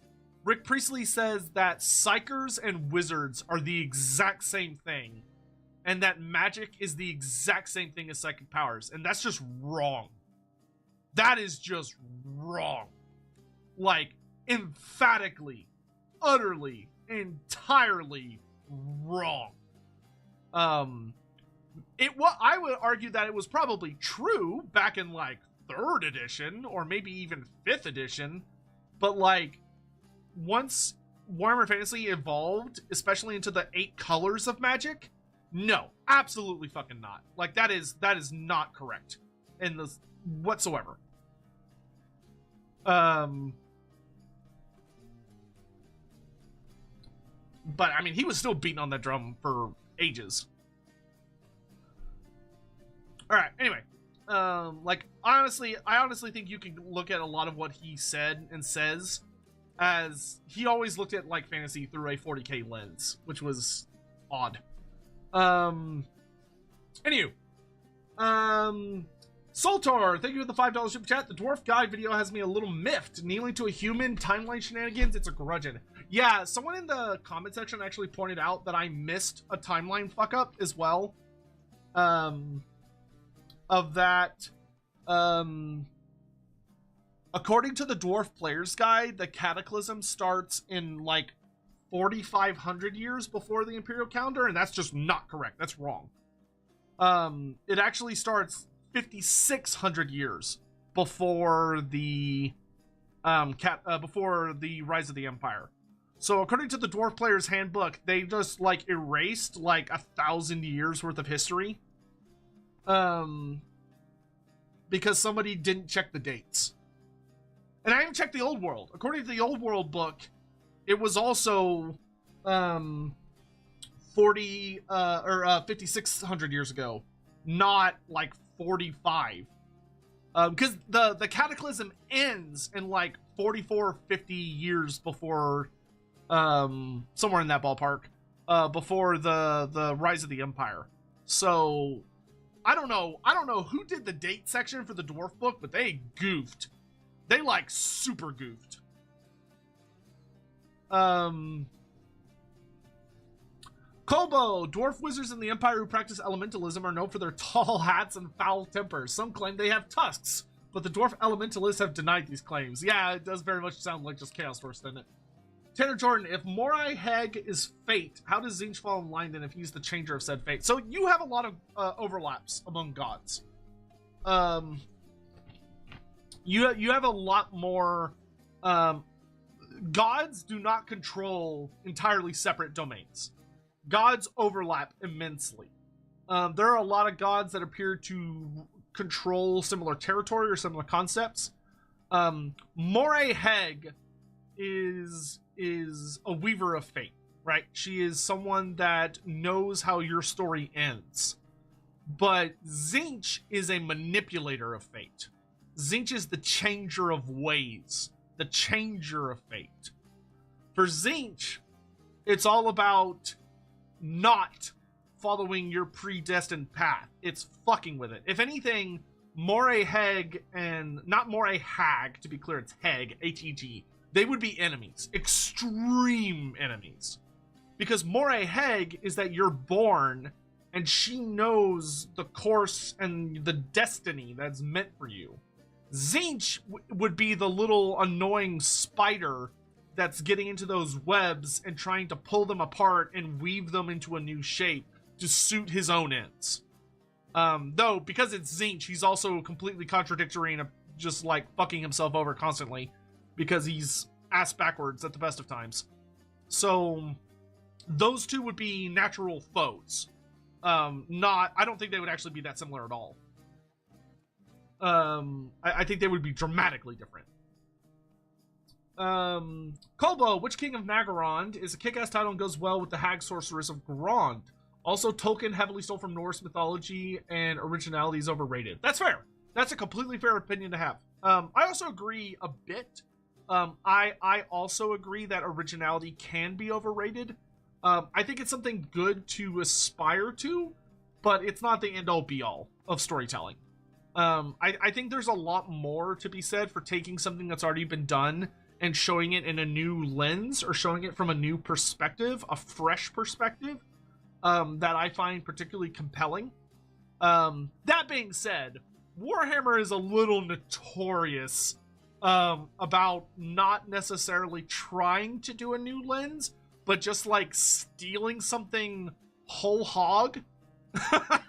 Just like being like, this is mine now. I mean, let's be real, right? Let's all be let me be very blunt.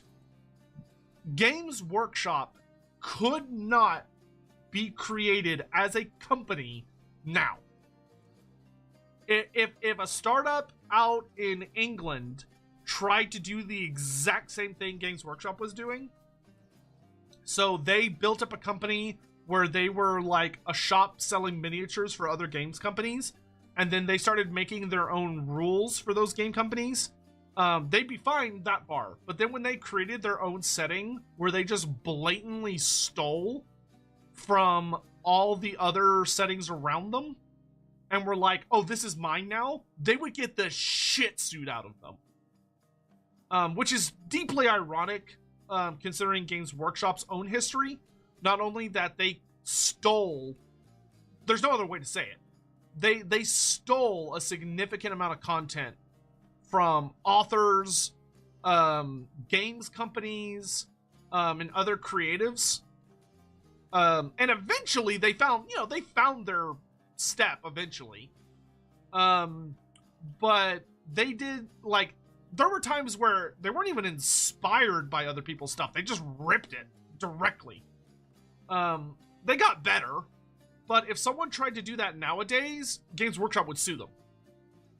Like, if someone tried to create something based on Games Workshop, the way that Games Workshop built their universe based on, like, Michael Moorcock and Tolkien, and other, like, prolific authors, or, like, the Dune series, like, if they tried to do that now, like, they'd get torn to pieces in court.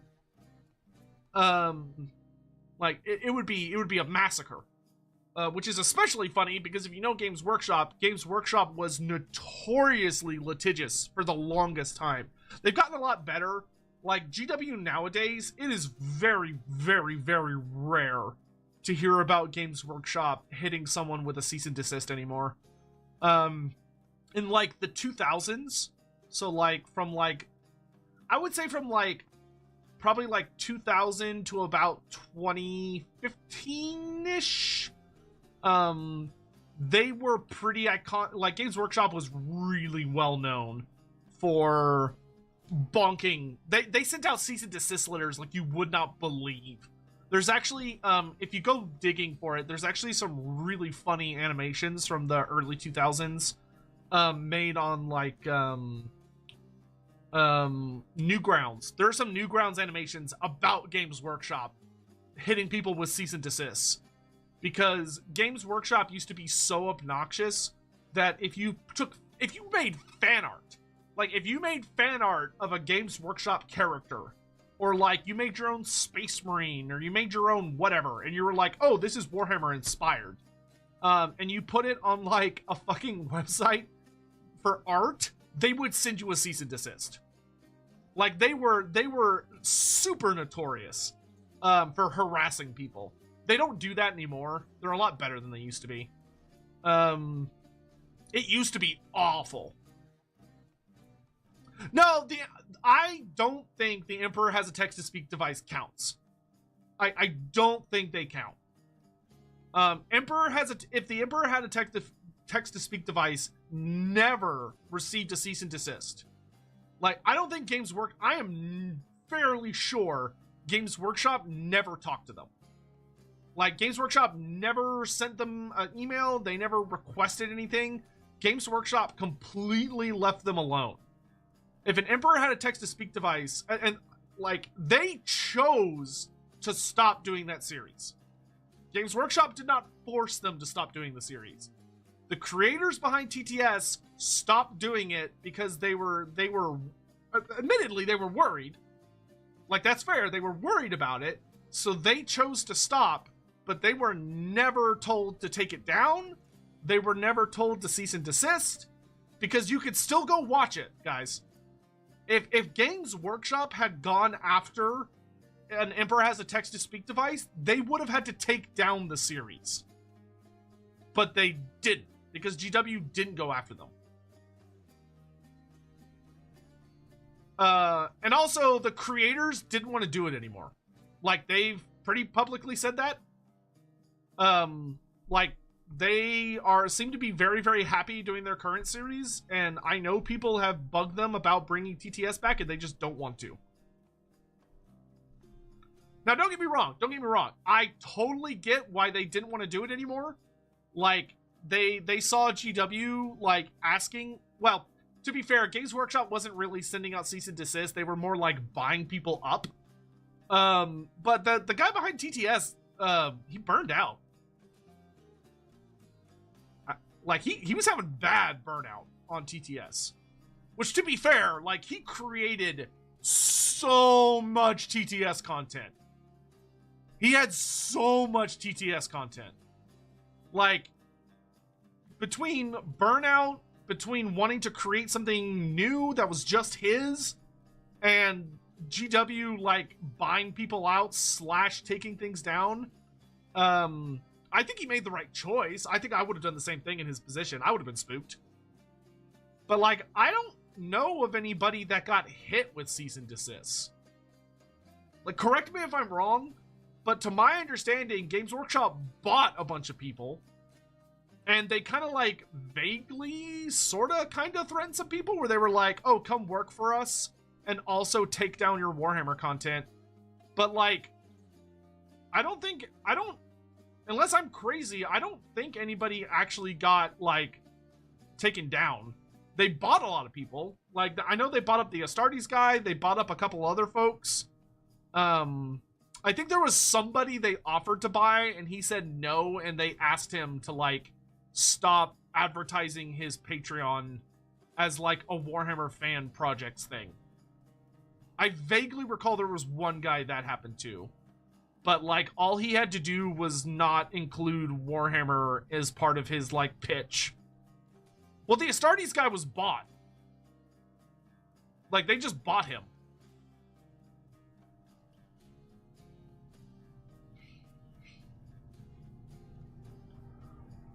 But anyway, because, like, I like, don't get me wrong. I really dislike a lot of the decisions Games Workshop makes. I think Games Workshop is a very predatory company, and they do a lot of super shitty stuff.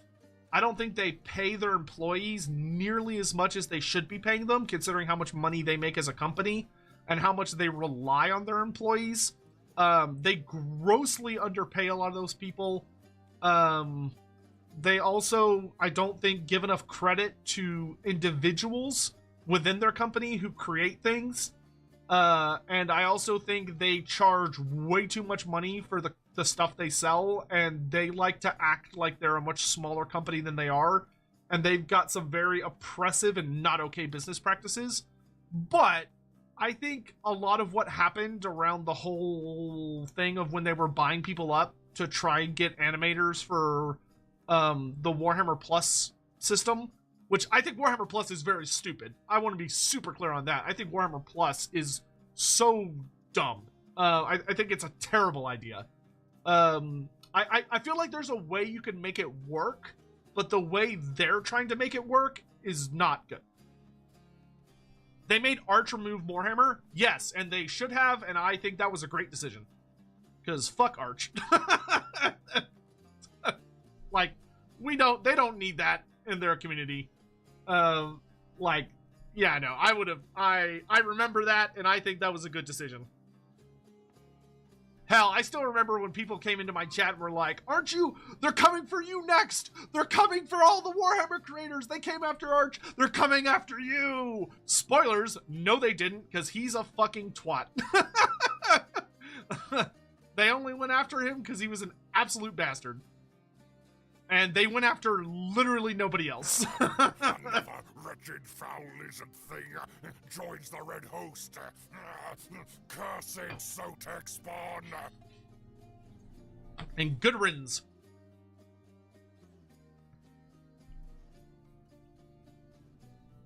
There was a time when they stopped crediting their painters in their videos. Yeah, I hated that. That was what I was talking about earlier when I said they don't treat their employees well and don't give them proper credit. They were supposed to they used to have it where, like, their painters, you get to see, like, their face and their identity and have their name on there and stuff. But I think after they lost what's his face, the Too Thin Coats guy, after he left the company and he went and made his own company and his own YouTube channel and was, like, super crazy successful, like, he was super crazy successful because everyone was like, oh, we love this guy, and GW wasn't treating him very well, and they weren't paying him nearly as much as they should have been paying him. So he said, fuck it. Yeah, Duncan. So when Duncan was like, fine, I'll go make my own shit, and was very successful, Games Workshop was like, oh shit, we actually have to, like, pay our people well, or they're gonna leave. Or, well, actually, sorry, no, that's what they should have said. Instead, they said, oh shit, because Duncan had an identity as a good painter under our company, he was able to leave because we weren't paying him very well, and not giving him a good enough career for him to stay. Whoops. So instead of, I don't know, paying their employees, like, good wages, they instead just removed the credits to their employees and did everything in their power to make it so that you can't identify painters. Which drives me crazy. Let me get caught up with super chat stuff. Sorry, I'm falling behind on this. Hammond, wasn't Josh Riddle the one who wrote the End Times? He wrote a significant chunk of the End Times, but he wasn't the only writer, and the End Times was such a mess. There are some writers that I genuinely respect. Like, there are some writers who I've had the opportunity to chat with, and they're very nice people, and I think they have some really cool, awesome ideas on Warhammer Fantasy, who wrote parts of the End Times that were garbage. Like, just trash. Nobody got to write anything good in the End Times. Actually, I would argue that Josh Reynolds had some of the best writing in the End Times, because he was a significant contributor and is credited with most of the heavy lifting in End Times Nagash. And End Times Nagash was one of the best books in the End Times. So, like, I don't think Josh Reynolds should be, like, crucified, but then, you know, also ignore all of the other contributors. And it wasn't the author's fault. I'll say this all day, every day. All day, every day. The authors should not be blamed. The authors should not be blamed for the End Times. The studio, Games Workshop, the studio, should be blamed for the End Times. Because Games Workshop, like, the original End Times was supposed to be like the Horus Heresy. Like, it was supposed to be a very long event with many different books over the course of several years that wrapped up the Warhammer Fantasy world. And instead, Games Workshop was so fucking greedy and so cock-headed that they came in and said, nope, you have 2 years. Fuck, like, wrap it the fuck up. And it just screwed everything up. It absolutely fucked up the entire situation. So I will never blame Josh Reynolds. I used to, but I know better now. Never blame the authors for that. It's not the author's fault. It's not the author's fault. They were literally given a trash fire and were told, make this work. And it was just, yeah, no. Good Coffee Joey, thank you for the 3 years. Oh my God, 3 years. Thank you so much, Joey. I appreciate that. Thank you. Christopher Clayton, you expected a good story, but it was me, Lileath. I love Lileath though. That's the thing that makes me genuinely upset. It's not that I hate Lileath. I love Lileath. I genuinely love Lileath, but what has been done to her character simultaneously makes it where she does not make sense, and it also ruins her as a character. That's why I'm passionate about it. It's because I love the character, and I want her to make sense, and I want it to work. Christopher Thomas, this got tense. Let's discuss something positive, like how Tehilwyn holds his plaque in Total War. No, I'm not falling for that bait. That's bait. I'm not taking that. Cole Patterson, can we talk about how shit it is the character inspired by as complex a figure as Julius Caesar was used for a lazy joke? Rewrote the character for a Wolfroad Games and Albion. He's me and my player's favorite antagonist. Yeah, Julius, Curious Geezer was terrible. And I'm gonna say something that's controversial. And some of you may say that's not controversial, but it is. This is a genuinely controversial take on Warhammer Fantasy, particularly when you're talking with older Warhammer Fantasy fans. And my take is that Warhammer is a popular enough setting, and it has enough strength and foundation that it is bad writing and genuinely embarrassing when Warhammer chooses to just be haha funny pun.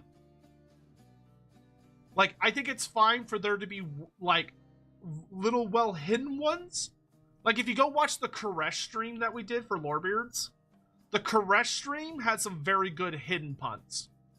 But I think, like, something like Curious Geezer, I don't think that was ever okay. I think that is so embarrassingly lazy, all for the sake of a joke that's not well written. I think a lot of the Lizardmen jokes are embarrassing. Genuinely. And once again, controversial take. I know not everyone's going to agree with this. Like, Lord Croak drives me crazy. Lord Croak genuinely drives me up a wall. I love him to death. He's one of my favorite characters. The fact that he is such an obnoxious pun.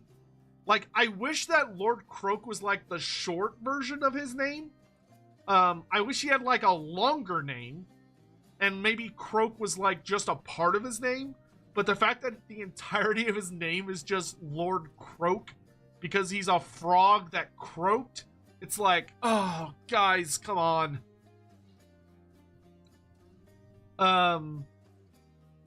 Like, probably, honestly, I think one of the biggest, like, for me right now, genuinely, is that, like, there is nothing that gets me more nervous than when someone comes in and they're like, oh, dude, can you tell me about, like, when I'm gonna be honest with y'all for a second.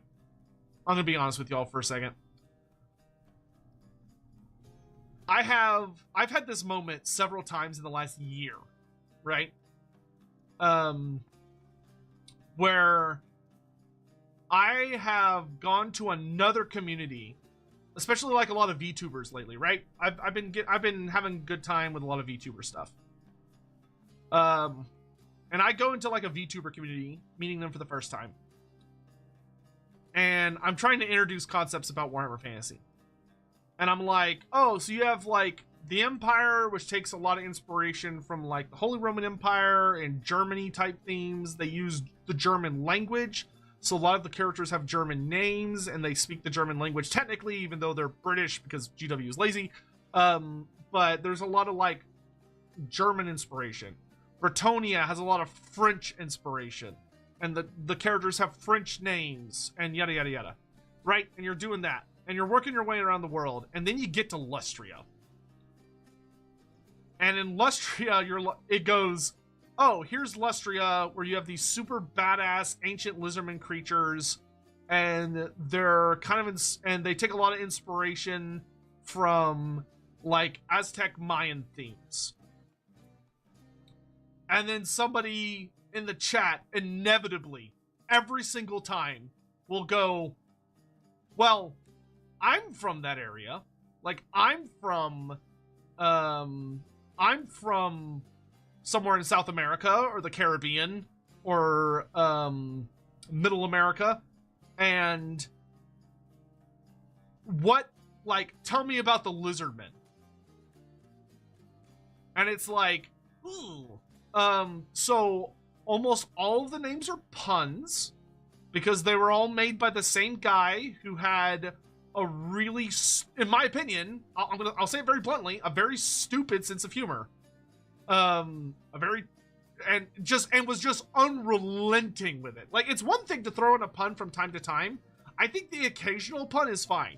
Like, Itsy Bitsy, the skink that's not a full-on special character who's, like, actually a terrifying murderer, Itsy Bitsy's cool. Whatever, I have no problem with Itsy Bitsy, he's cool. But, like, everything else, trying to explain to them everything else, and they're like, I can't pronounce any of these things in my languages. Or, like, there is nothing in here. There is nothing in here that works for, like these aren't jokes I understand, or this isn't stuff that I relate to, this is impronounceable in my language, or these puns don't work in my language. And that's literally a significant core identity of the faction that's supposed to be inspired by, like, my stuff. And it's like, yeah. That's embarrassing. I hate doing that. I hate that. Like, I hate that Games Workshop has always been too scared to pull the trigger on the Lizardmen and just vastly rename a bunch of things. And actually have somebody brought in that's like, hey, can you, like, get together, like, a bunch of linguists from, like, the oldest languages we can find that have survived from those parts of the world, and let's actually, like, redesign the Saurian language, and let's redesign a lot of aspects of the Lizardmen. And they go, but my puns. Like, Jesus Christ. Now, to be fair, there are a lot of puns in Warhammer Fantasy I like. The fact that the Wind of... Yeah, I see some people in chat bringing it up. The fact that the Wind of Beasts, that its name in the language Porstancia, so, like, the language of magic, the fact that the Wind of Beasts is Gur, great. Excellent. No notes. Perfect. That's perfect. That is fantastic. I love that. Like, it's fairly straightforward, but it's great. It's super funny. It's just like, I don't know, do better sometimes. Can we just do a little better? Could we make the Lizardmen just try a little harder? Just a tiny bit. Doesn't have to be a lot. Like, I think Mazdamundi is pretty okay. We can get away with Mazdamundi.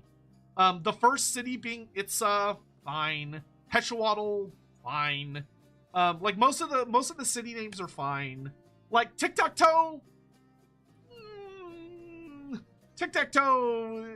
I feel like maybe if you were to take Tic-Tac-Toe and find out what it's called in, like, a language that's more relevant, and then re-pitch the name, maybe that could work a little well. But the Lizardmen have been getting better. I do want to say that. The Lizardmen have been getting better. Like, the Lustria book did a much better job. Yeah, Christopher Colombo. Perfect. Great. I have no problem with Colombo. Colombo's fine. Oh, instead of Columbus, it's Colombo. Great. Though, hilariously, Warhammer Colombo is, much to my amusement, a much better human being than Christopher Columbus was.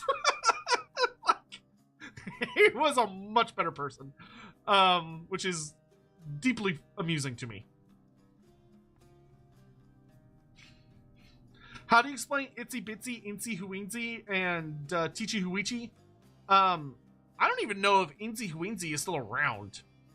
Like Itsy Bitsy, I think Itsy Bitsy works because in reality he's a horrifying murderer.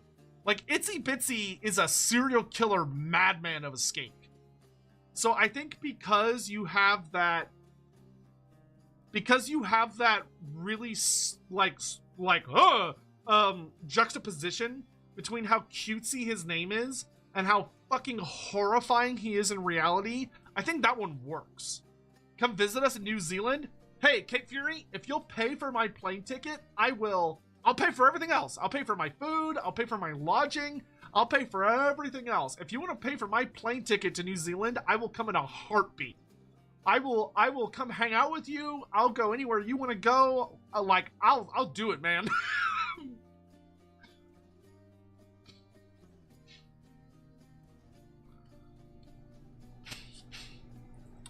But Tichi Uichi is also like whatever. Like his name rhymes, but it's not really a pun.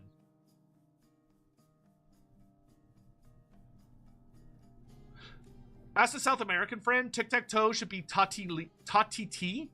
Is it Tate-T?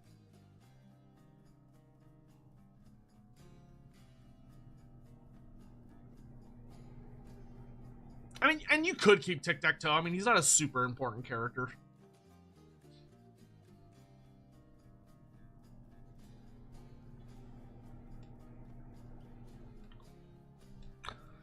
Anyway, so that's enough of that particular rant.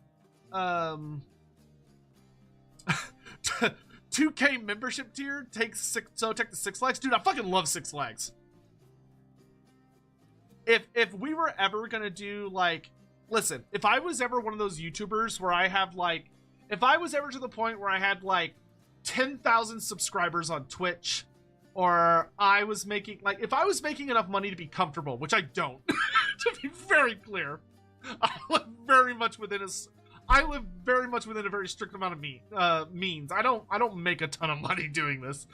But if I was one of those YouTubers where I was like able to travel to cons and I was able to do all sorts of crazy cool stuff because I had lots of money to throw around, doing like a community day where we just like rent out Six Flags over Texas and just go to Six Flags, that would be goated. Just have a Six Flags day with the Loremaster community. I would do that in a fucking heartbeat. I fucking love Six Flags. Six Flags is great. Making enough to be uncomfortable. There you go. That's me. Tay-ta-tea? I mean, tic-tac-toe does... It is a nice name. Like, saying it is... Like, it's got a nice, like... to it. That's a little hard to replicate. Six Flags over Middenheim? That's very different and scary. I bet Lord Chili Peppa doesn't even like hot food. I'm okay with Lord Chili Peppa because his name is written deceptively enough, and if you actually pronounce it the way they wrote it, his name isn't actually pronounced Chili Peppa, it's Chili Peppa, which is still a little like okay, but it's not as bad. He's also a minor character, so I'm fine with it. Honestly, the biggest one that bothers me is Lord Croak. I love Lord Croak. He's literally my top 3 favorite characters in the entire setting. If I could, I would give him a much longer name.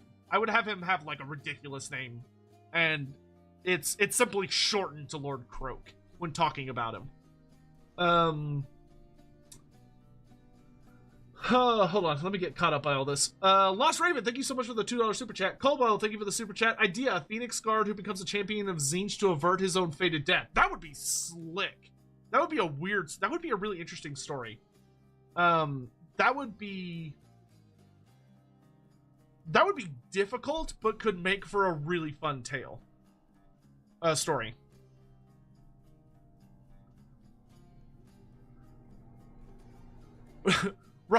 Rocker Boy Jukebox, I'm fully expecting you to collab with Pipkin Pippa or Calliope Morio one of these days. Dude, I could not fucking imagine either of those. Like, I mean, Pippa kind of scares me, I'm gonna be honest. I think I would have a good time, but I would be terrified the entire time, because that girl is... Pippa's fucking crazy. She says some of the most off-the-cuff shit I've ever heard in my life.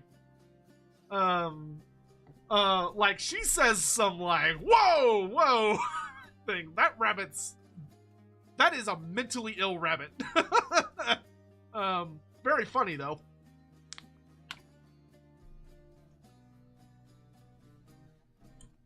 Maury would be cool. It'd be weird to talk about. I don't know what I would talk to her about. Yeah, Pippa's funny, but like, holy shit, dude, being in a video anywhere near her must be like terrifying for any content creator.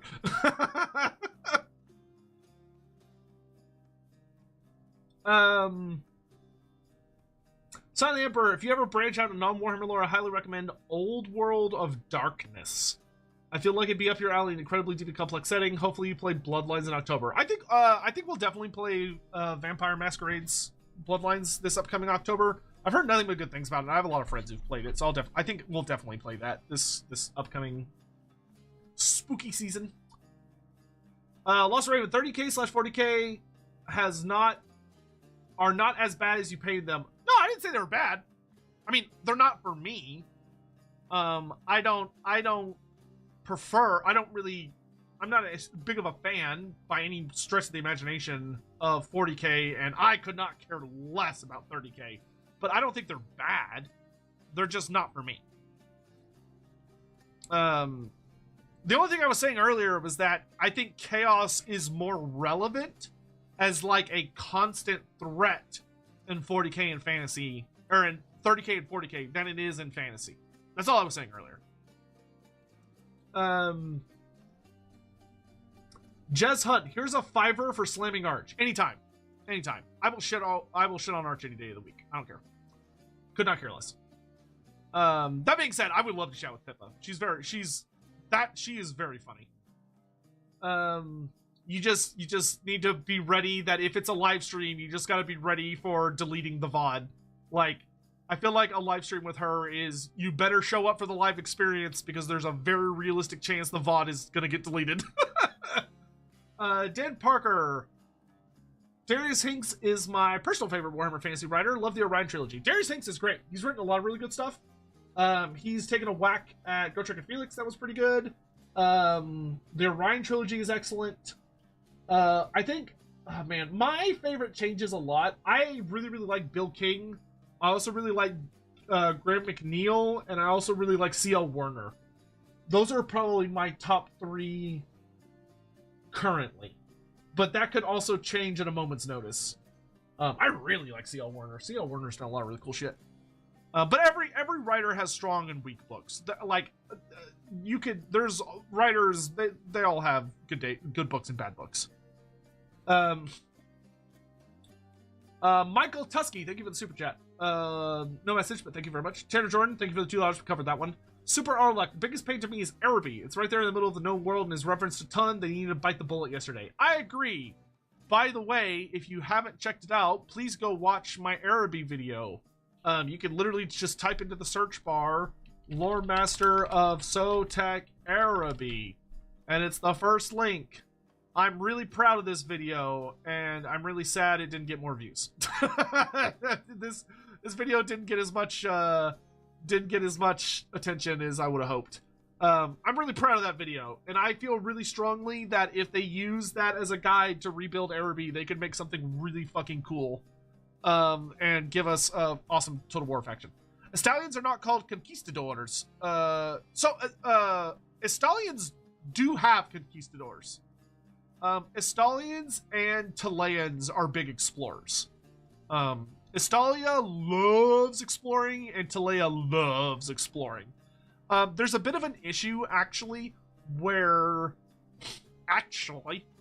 there's a bit of a problem sometimes where Estalia and Talea get conflated together. So there have been times where certain themes or characters that probably should have come from Estalia end up coming from Talea instead, and it's a little awkward. But they both are very big explorer cultures.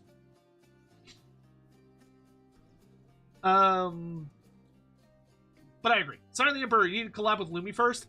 I think there is a not impossible chance of that happening at some point. I love Lumi. I adore Lumi.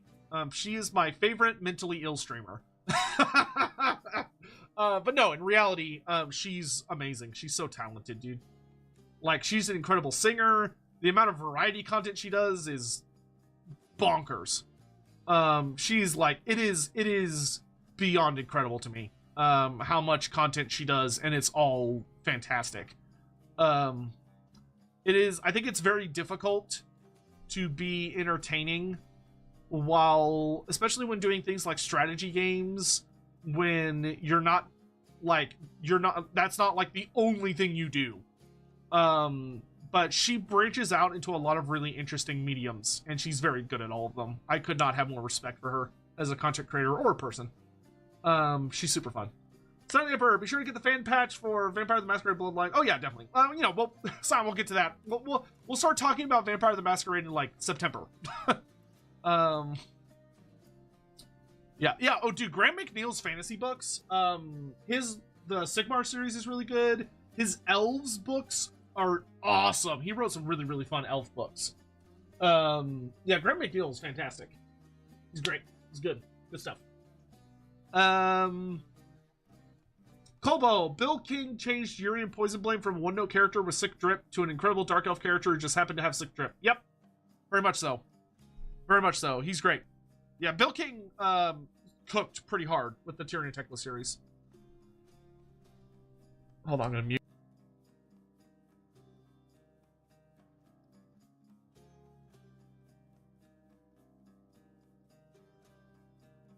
Woo! The weather is changing in Texas. It's starting to slowly but surely get warmer, but it's not getting warmer, colder, warmer, colder, warmer, colder. And it is fucking with my allergies because of it. Tanner, I'd love to see you on the Adeptus Ridiculous podcast as Bricky gets introduced by fantasy by his friend that gets the info he teaches Bricky from the wiki. It's a shame how wrong and botch his friend teaches him. Well, okay. So, first of all, I have met both of the guys from Adeptus Ridiculous. I've met Bricky and... Oh, God. Hold on. I know his name. It's on here. Where is it? I have his name on here. Where'd I put it? Where'd I put it? Hold on. It's in here somewhere. Oh God. Where is it? What the fuck? I literally talked to him not that long ago. I just have to remember where I put him in here. Oh God. Surely it wasn't that long ago. Am I losing my fucking mind? Where is it? Oh wait, I can cheat and go in here. DK! Yes, that's who it was. Yeah, he's a cool guy. DK, yeah. I've met both of them. They were very fun to talk to. I chatted with them when Aurelia was on the front page of she was on the front page of Twitch, and I went on there, and that was a bit of a funky stream. It was super fun. Like, I was so glad I did it. It was super fun. Getting to meet them both was fantastic. But it was a little weird because, like, I was the only fantasy guy, and everyone else was, like, more 40k coded, and I didn't want to take over the conversation, so I felt like there wasn't really a lot to say, and I was also nervous. I get nervous when I meet people for the first time. So I don't know. I wish I had been a bit more... I wish I had been a bit more active that stream. I felt like I was a little too passive, but it's because I was nervous. I was super nervous. But no, they were super pleasant. I would love to go on Adeptus Ridiculous, but I don't. I will be super blunt about this. Because this often gets asked of me, and I want to just be super blunt about it whenever the opportunity arises. I will never, ever go to another person and ask to be on their stream. Never. I'm not going to do that. I am not going to go to someone that runs a podcast and say, hi, you should let me on your stream, because I think that's weird and that's cringe. I don't want to do that. I don't want to be that guy. Which is, now I'll admit that is very hypocritical of me, because I would be totally cool with someone doing that to me. Like, I think if there's anybody that works in like the Warhammer space, and is like a content creator or anything like that, I think if any of those people wanted to come onto Lorebeards, I encourage them to come hit me up and be like, hey, can I come on Lorebeards? I would love to have that discussion. But I am not comfortable doing that to other people. Because I feel like it makes me come off like an asshole. And I don't want to be an asshole. Because there is literally nothing I am more scared of. Like, I'll be very blunt with you guys. There is nothing I find scarier than coming off like a creep or an asshole. Like, those two things, I think, those are what I'm, like, most afraid of. Especially as someone that does, like, streaming and content creation. The things I am the most afraid of are coming off like a douche or coming off like a creep. Like, those, I would literally rather kill myself. I would rather throw myself from the top of my house onto the concrete than risk that. But that being said, I would like to have both of them come onto Lorebeards. Because of how, like, crazy busy Bricky is as a person, I'm kind of expecting that we could get DK onto Lorebeards. And then maybe Bricky just some other time. I'm not super worried about it. I'd like to have both of them either together or individually come on, because they have a different interaction. They have a different perspective on Warhammer Fantasy and what it is and how they learn it and how they approach it to me and Andy. And the Pancreas episode went really well. I think a lot of people really enjoyed when Andy and I had Pancreas on. I'd like to have him on again. But so that being said, when I will probably chat to one of them fairly soon about that. I'm trying to make sure we don't overwhelm you guys with, like, guests on Lorebeards, because I think a lot of people come to Lorebeards for the lore, and I want to be really careful about inviting on guest stars, because most of the time when we have on guest stars, we're not really going to be talking about lore per se. We're probably going to be talking more about IRL stuff. And I don't want to, like, fuck up the show, so to speak. So anyway, so I will tell you that I will try to get them on the show this year. Killinarian was stupid. Well, I mean, I don't know, man. Okay. Wednesday shows don't count. Wednesday shows don't count.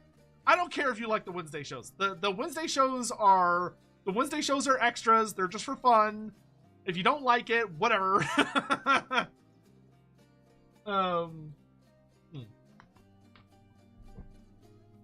Anyway, so yeah, you know, we'll see what happens in the future.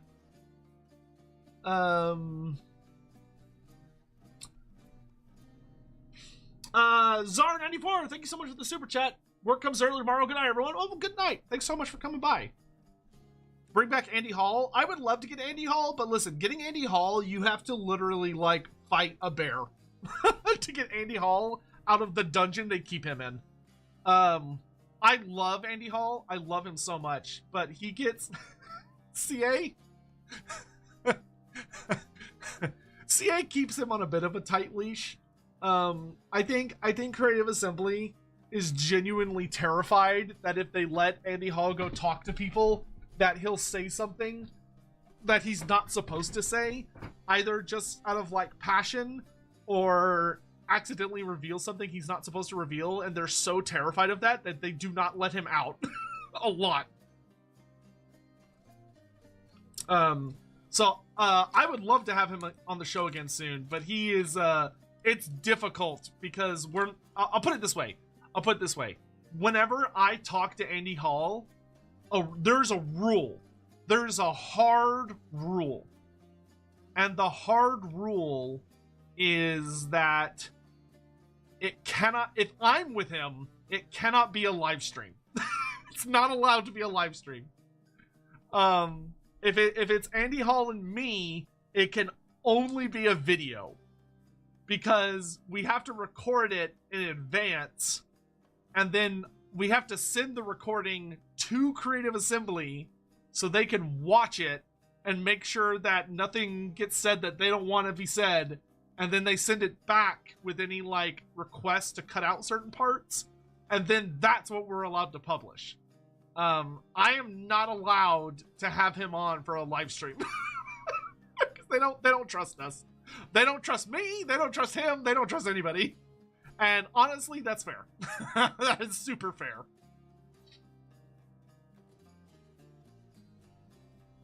Rocker Boy Jukeback, speaking of guests, weren't you guys adding a surprise in the last Loremaster where Andy got blessed by Nurgle again? Yes! Well, which I've revealed. Which reminds me, I actually need to bug Andy when he wakes up tomorrow morning.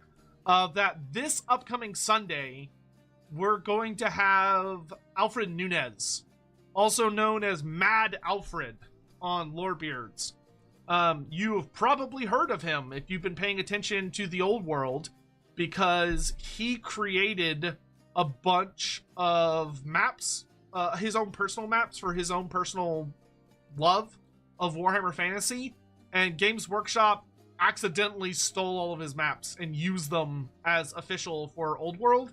And then when everyone pointed out that they had stolen his maps, instead of, I don't know, going to him and asking his permission to use it, or paying him for the right to use it, they they just went out, they like went back and erased a bunch of it. And so it looks sad now.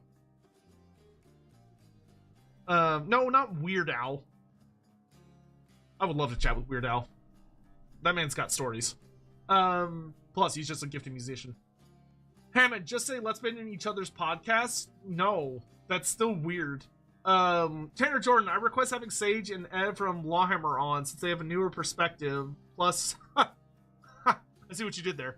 Plus, Sage helped flesh out Nippon. So, I will tell you, no.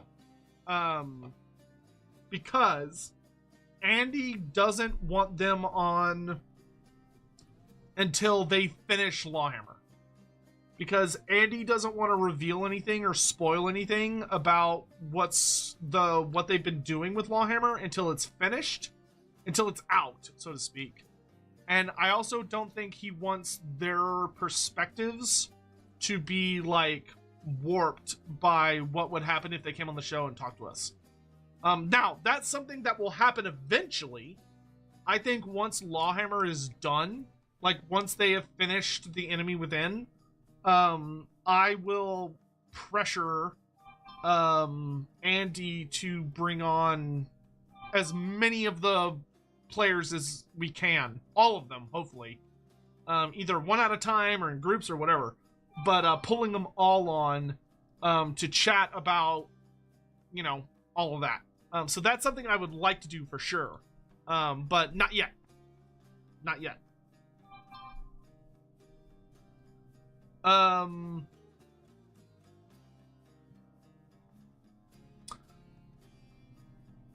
Do you think there's truly no limit to the amount an ogre can eat? Yes. I do not believe it is physically possible for an ogre to overeat. I don't think that it's... Well, okay, I'll rephrase that. I think there is a limit to how much they can physically ingest. And if the material they were consuming was dense enough, it could resist their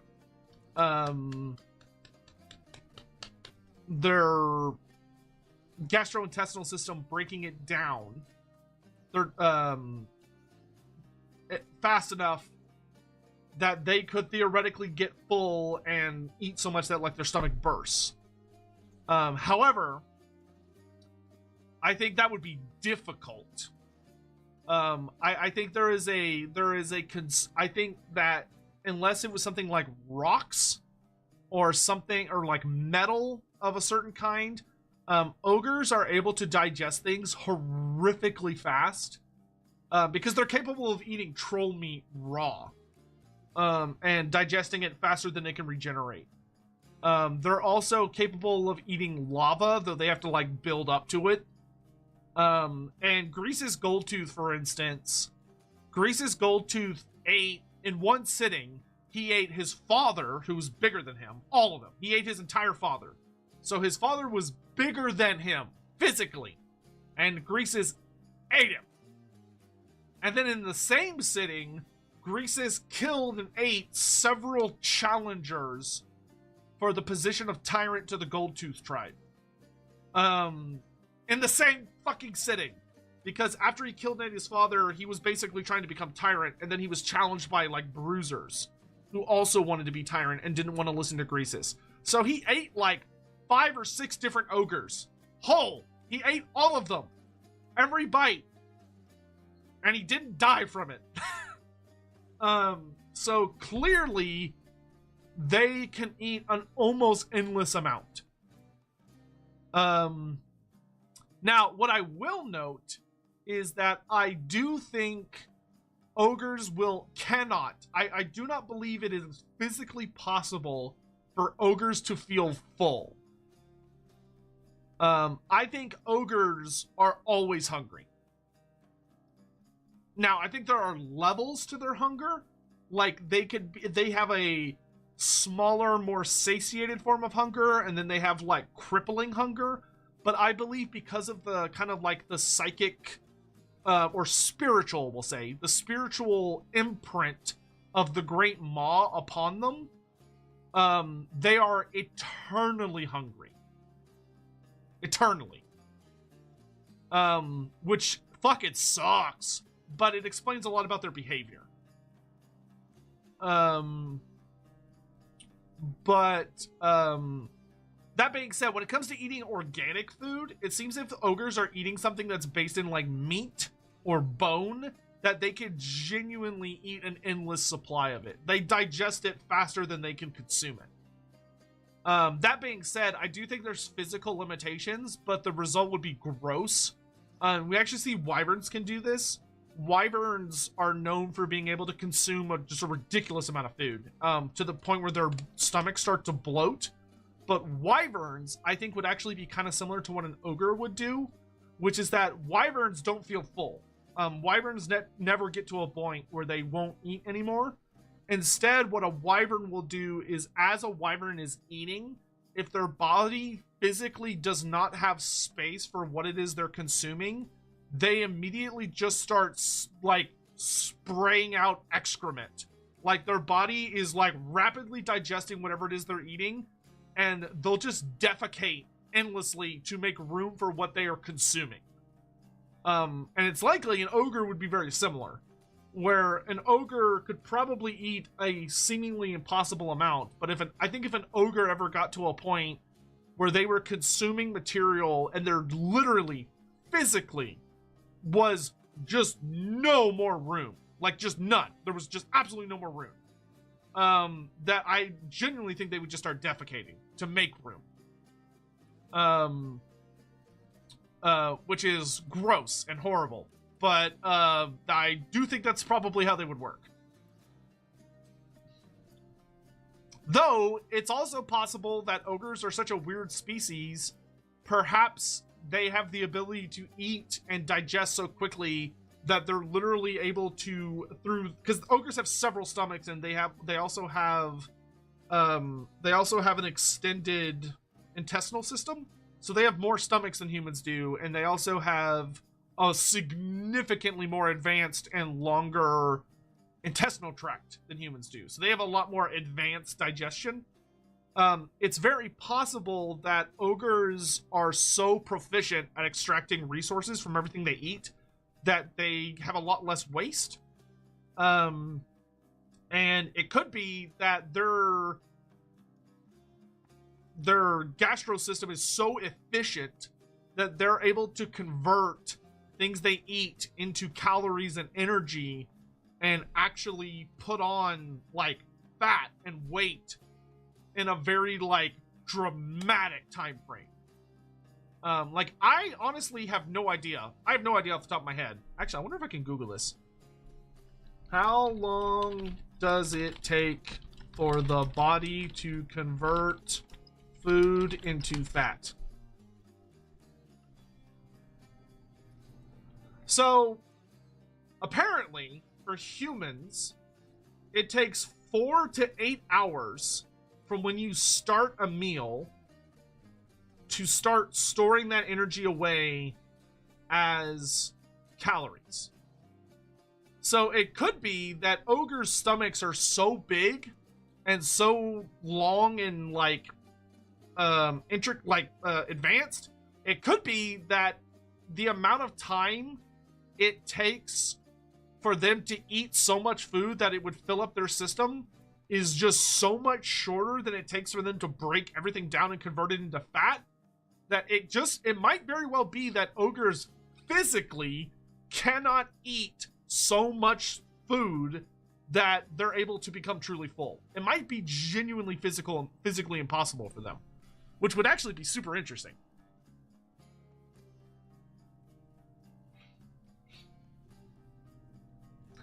If an ogre dies in a frost mountain, does it always become a Morghul? No, ogres would not become Morghuls. Because becoming a Morghul requires your spirit to have a certain amount of very warped darkness.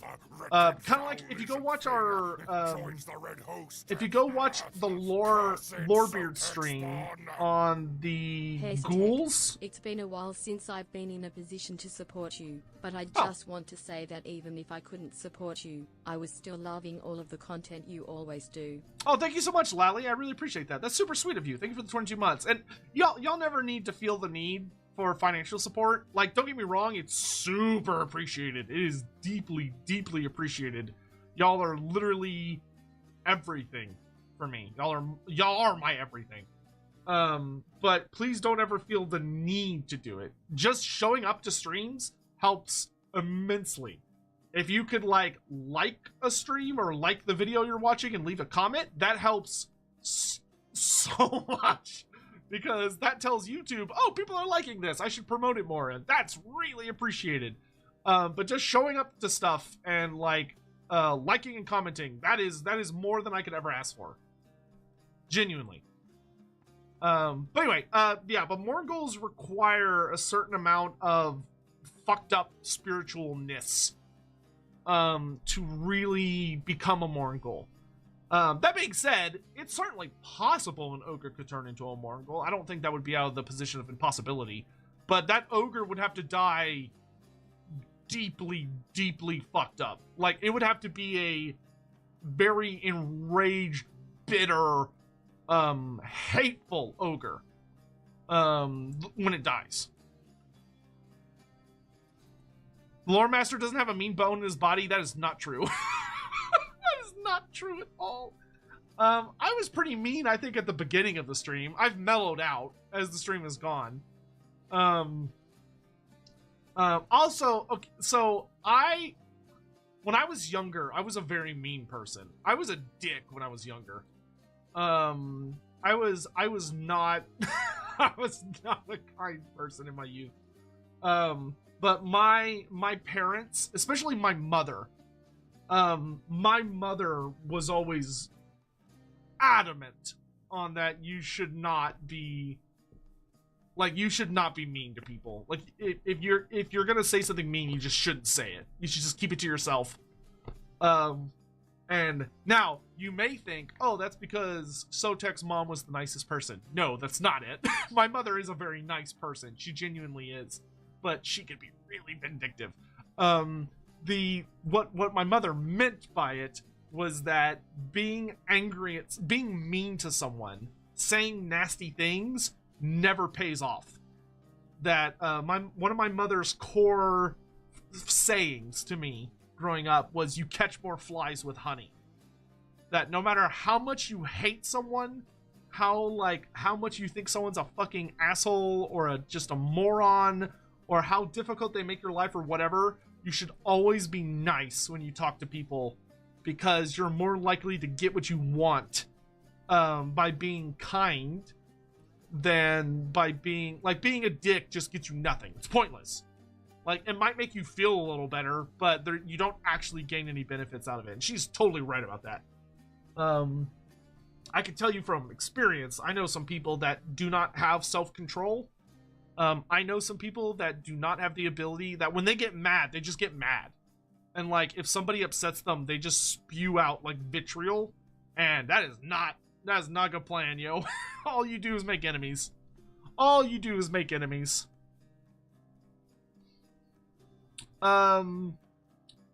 Is the monolith of the true liar in Tzeentch's realm just a statue of Todd Howard? Oh, Lord. Todd Howard catching strays?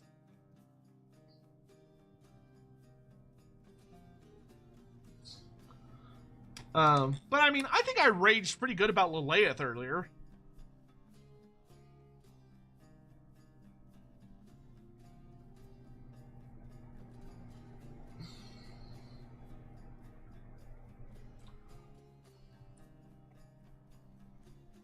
Yeah, I adore my mother. I admire my mother very, very heavily. She's one of the most amazing people I've ever met in my life.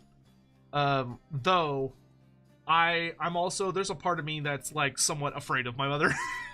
She is, my mother, I don't know what it is between her generation and my generation.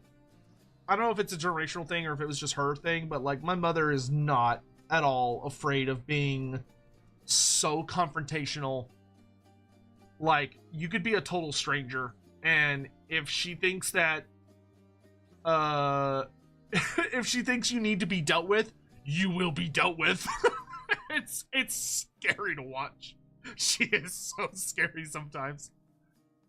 She hasn't done it in a really long time, but I remember my school district. My school district was terrified of my mother. Like, if the administration did something against me or my siblings, or like a teacher or something, my mother was ruthless. Which yeah, she's a very interesting. My father's more like physically scary. Like, my father is a monster physically. I mean, he's a 6'5". When he was in his prime, he was like 6'5", like 280 pounds of just muscle. Though very amusingly, he's much more timid than my mother in, like, social situations generally. Like, my father's totally fine yelling at someone if he absolutely has to. But, like, he's more inclined to just let something go. Whereas my mother will be like, I got your fucking number.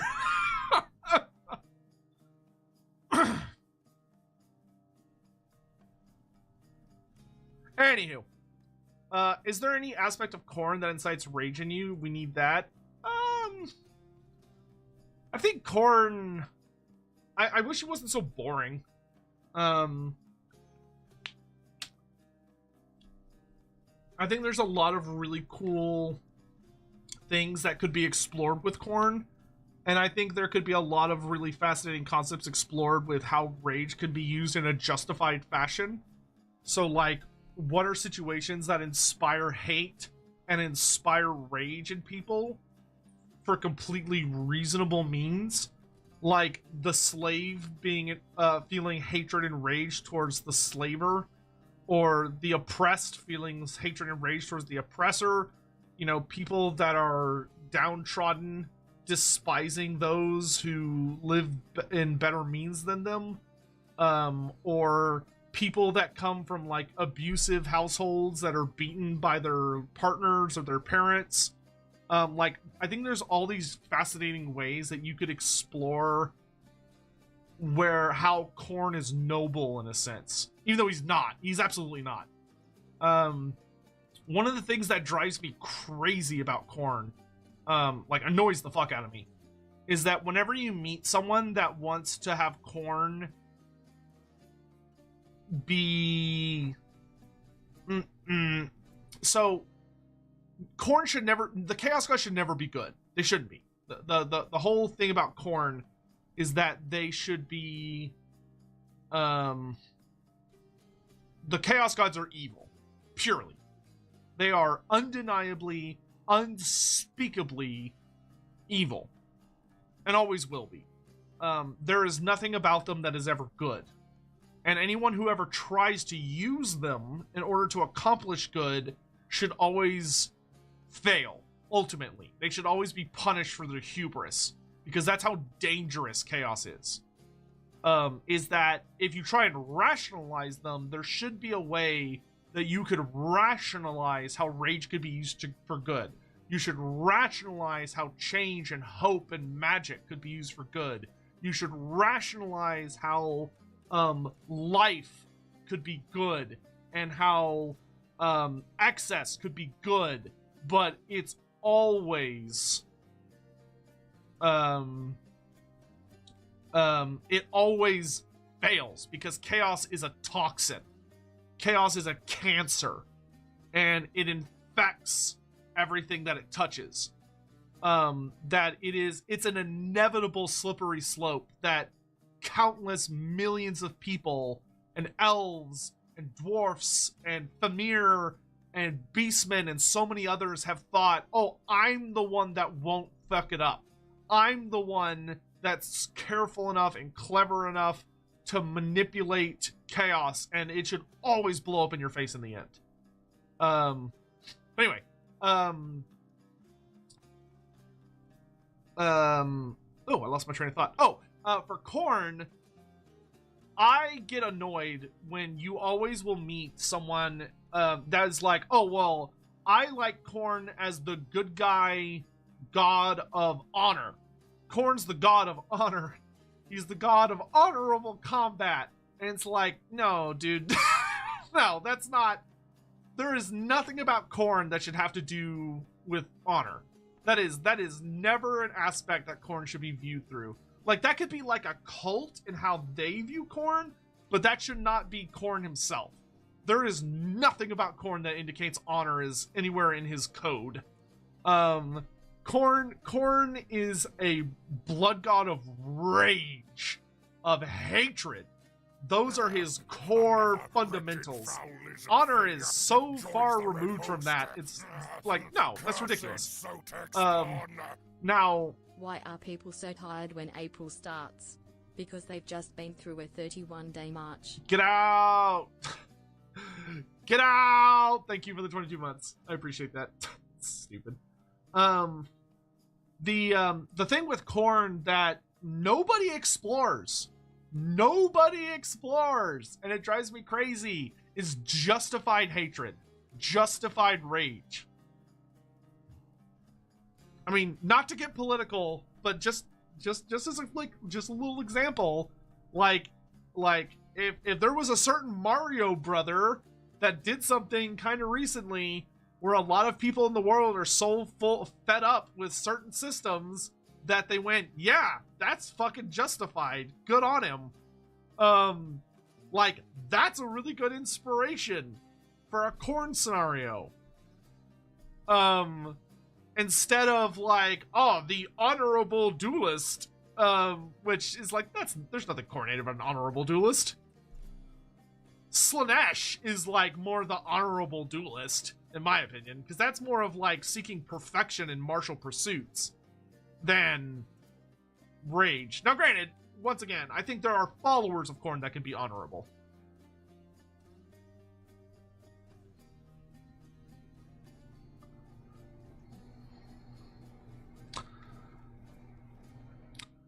Anyway, Super Chat said you get caught up on. Kobo, one of the writers / concept artists for Elder Scrolls 3 Morrowind, paints pretty sick Warhammer minis on his Insta. Oh, what's the Instagram account? Oh, Waluigi. Soul Grinder felt the most proper in Khorne's Total War roster. Yeah, Khorne should have a lot more tech. Khorne should have so much more tech. Also, the amount of people that think Khorne wouldn't use a ranged weapon, drives me kind of crazy. Like, Khorne's the blood god. As long as you're spilling blood, he doesn't care. Khorne should have way more, like, archers and gun users and cannons and, like, range shit. He should use more ranged weaponry than, like, most of the other gods. Wasn't Scarbrand punished for attacking Khorne in the back? Yeah, because it pissed Khorne off. But it wasn't because he backstabbed him, it was just because he attacked him.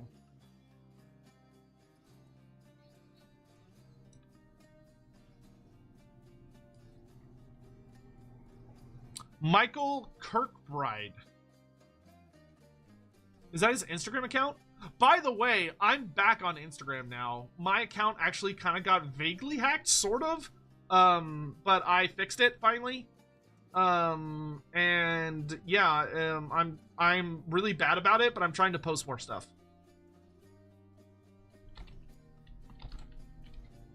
So if you are like, dumbass, get on there and fucking...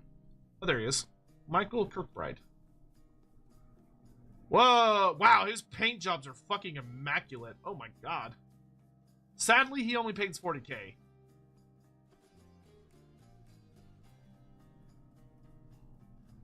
But like, holy shit, he can paint. Ugh.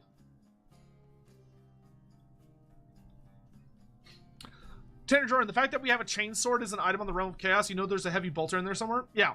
Well, you used to be able to find pretty much all the 40k weapons in Fantasy. They were just considered Khorne weapons or Old One tech. Like, we had lightning claws, we had power fists, we had power swords, thunder hammer, the chainsword, bolter. We had shuriken cannons from the Eldar. We had tons. There's tons of 40k tech lying around the fantasy world.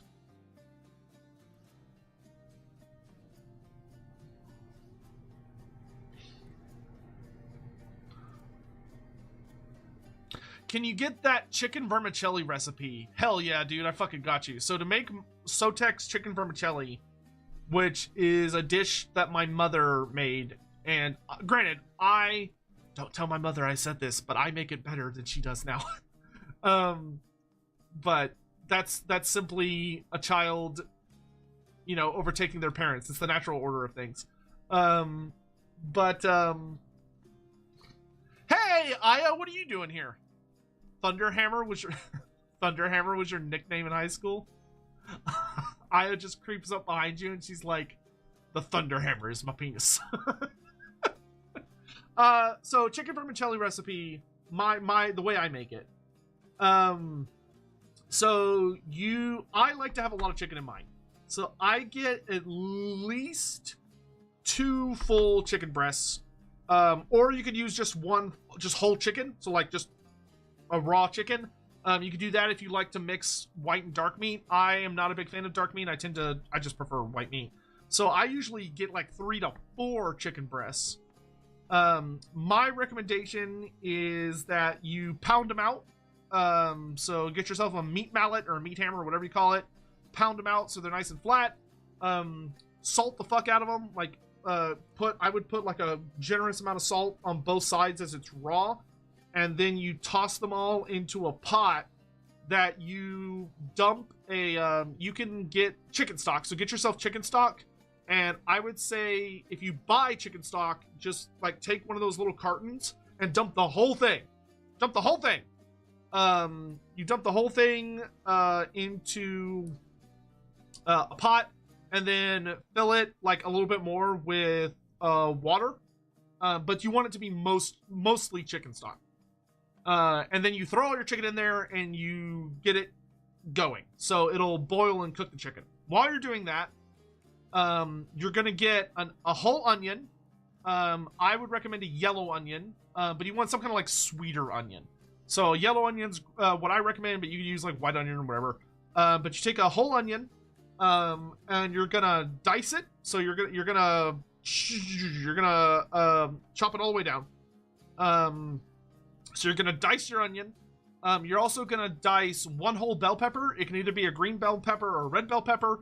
but you want to dice your bell pepper, and then you're going to take the onions and the bell peppers, and you're going to put them in a skillet, and you're going to saute them. So, you know, I recommend, like, get, like, an eighth, or depending on how much you like. I usually just use an eighth of butter from, like, a stick of butter, but you can use more or less depending on what you want to, like, coat the can, or coat the skillet so that it doesn't burn. And then you throw all your bell peppers and onions in there, and you turn the heat up really, really high so that you get them nice and cooked. I like to get them to where they're just barely burnt a little bit. The bell peppers and onions, mostly the bell peppers, like they're almost just on the cusp of burning. You don't want to actually burn them, but like really nice and hot. While you're doing that, you then want to mix. You take a big mixing bowl, and you're gonna put in cream of mushroom, cream of chicken.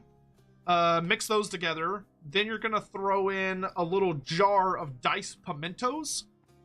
So you throw in the diced pimentos, and then once your sauteed onions and bell peppers are done, you throw those in, mix those up as well. So now you've got the bell pepper, onion, the diced pimentos, the cream of mushroom, and the cream of chicken. You mix all that up, and then the chicken should hopefully be done by this point. You take the chicken out and either cut it into little cubes, or if you just want to pull it apart with your hands, you can do that too. And you so you chop the chicken all up and throw the chicken in as well. Then what I like to do is that mixed so you've got that pot that's full of boiling water and chicken stock and your chicken. What I do is I get like a ladle, and I ladle out like a nice good 2 or 3 spoonfuls of like a nice, like pretty deep ladle. I ladle out some of it into the mixture to add like a lot of moisture and that delicious mess, and mix that all up. And then while you're doing that, I recommend thin noodles. Obviously it's a vermicelli recipe, so you can use vermicelli noodles. But I tend to find that it's better than, I tend to find it's better with thinner noodles. So I like to use thin spaghetti noodles. But you could use like angel hair if you like that, or you could just use regular spaghetti noodles. But I find it's better with thinner noodles. I don't really like thicker noodles. So you're going to take that and you're going to put it in that pot where you already have all that, like, that delicious mixture with like chicken bits and the chicken stock and the water and the salt from the chicken. That's all just in there now, and it's already been boiling. Throw all your dry noodles in there, and that's where you're gonna boil your noodles to get your noodles ready. And then once that's done, you're going to put all the noodles into like a large baking pan. So like a baking dish that you could put in the oven. You're going to put your noodles down, and then you're going to put in the mixture. So the mixture was your chicken, bell pepper, onion, diced pimentos, cream of chicken, cream of mushroom, and whatever else I said. And you're going to put that all in. You're going to mix it up real good. You're going to mix it. So you mix it up real good. And once it's all mixed, you make sure it's like evenly distributed across the pan. The last thing you're going to do is you're going to take some sharp cheddar cheese. You don't need a ton. You can use a lot, but like the more you use, the what minor health benefits you get from this dish start to go in the can real fucking fast. But I usually get like either 1 pound or just one little block, like the little ones. I think it's a pound, but it might just be a half pound. But just a bit of sharp cheddar cheese, and you grate it so that it just covers the whole pan. Now, if you really fucking like cheese, you can use a lot more, and it's totally fine. Once you've done that, preheat your oven to 350 degrees, bake, and then once it's preheated, you put the whole dish into the oven, and you let it sit until the cheese is completely melted. You don't really need to put a timer on it, just whenever the cheese is fully melted. Once the cheese is fully melted, pull it out, you're good to go. It is it's my favorite dish. I have it every year on my birthday, and if I ever have a bad day or I'm really depressed or something, I'll make it for myself. It's fucking amazing. I like mine with ketchup, but I also am an absolute slut for ketchup. Like, I am just the most horrible, unrepentant back alley whore when it comes to ketchup.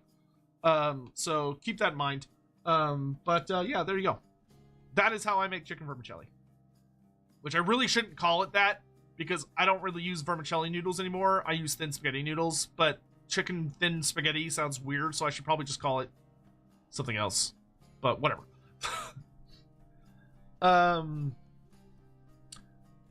Where was I in Super Chats? Yo, Sotek, I had a question.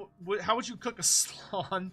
I wouldn't, because killing a slan is an absolute fucking horror show and should be impossible.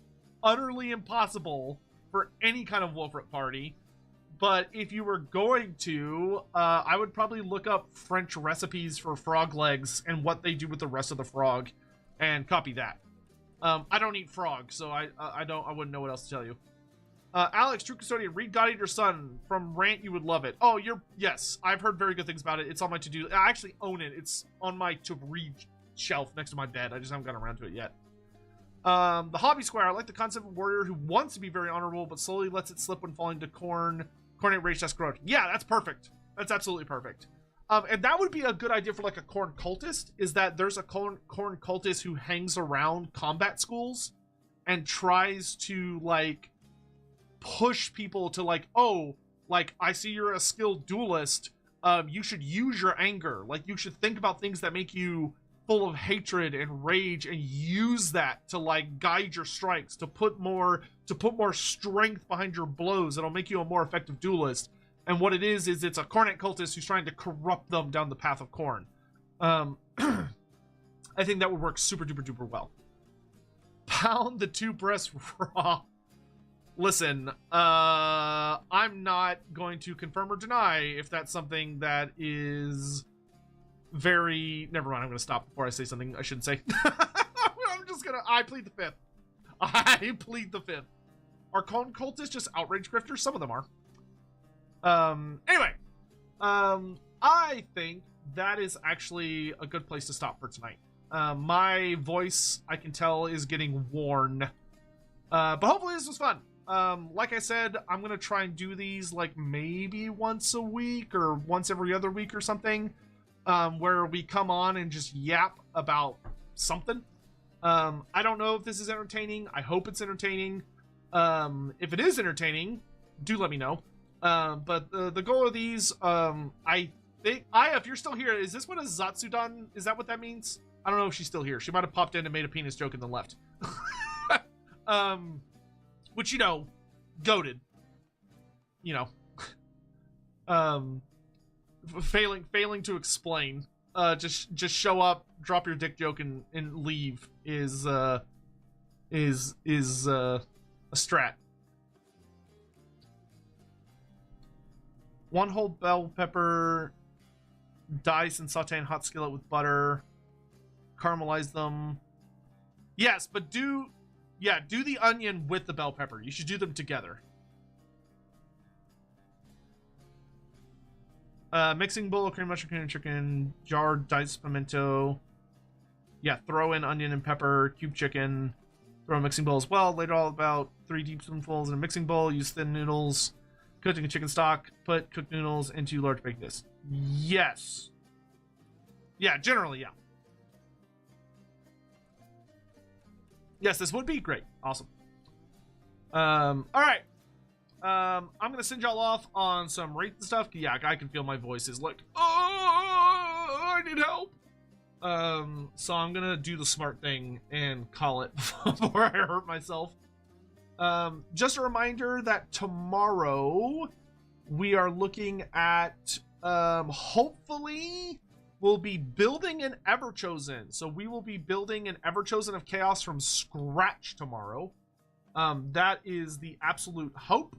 Don't know if Andy's feeling well or not, but that is what I hope we'll be doing tomorrow.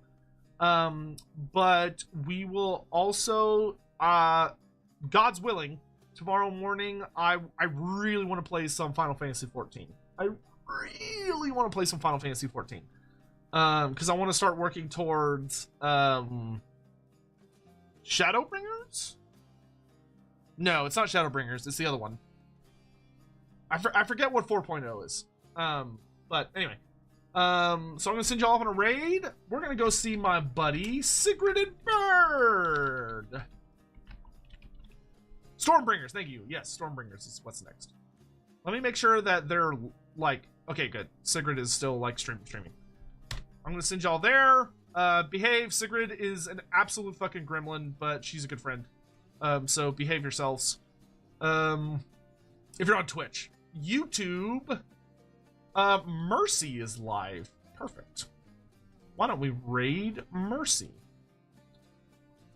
He's raided us lots of times. It's only fair that we return the favor. Fried onions plus ramen is a combo that never fails. Chat, I must confess something. I must confess a sin. A deep and terrible sin. I have never eaten ramen in my life. I have no idea what ramen tastes like. Never had it. I always assumed it was a desperate poor people dish that college students ate, and I relied on other things when I was super poor in college. But I have never had ramen. It's true. Anyway, I'm out of here. Bye.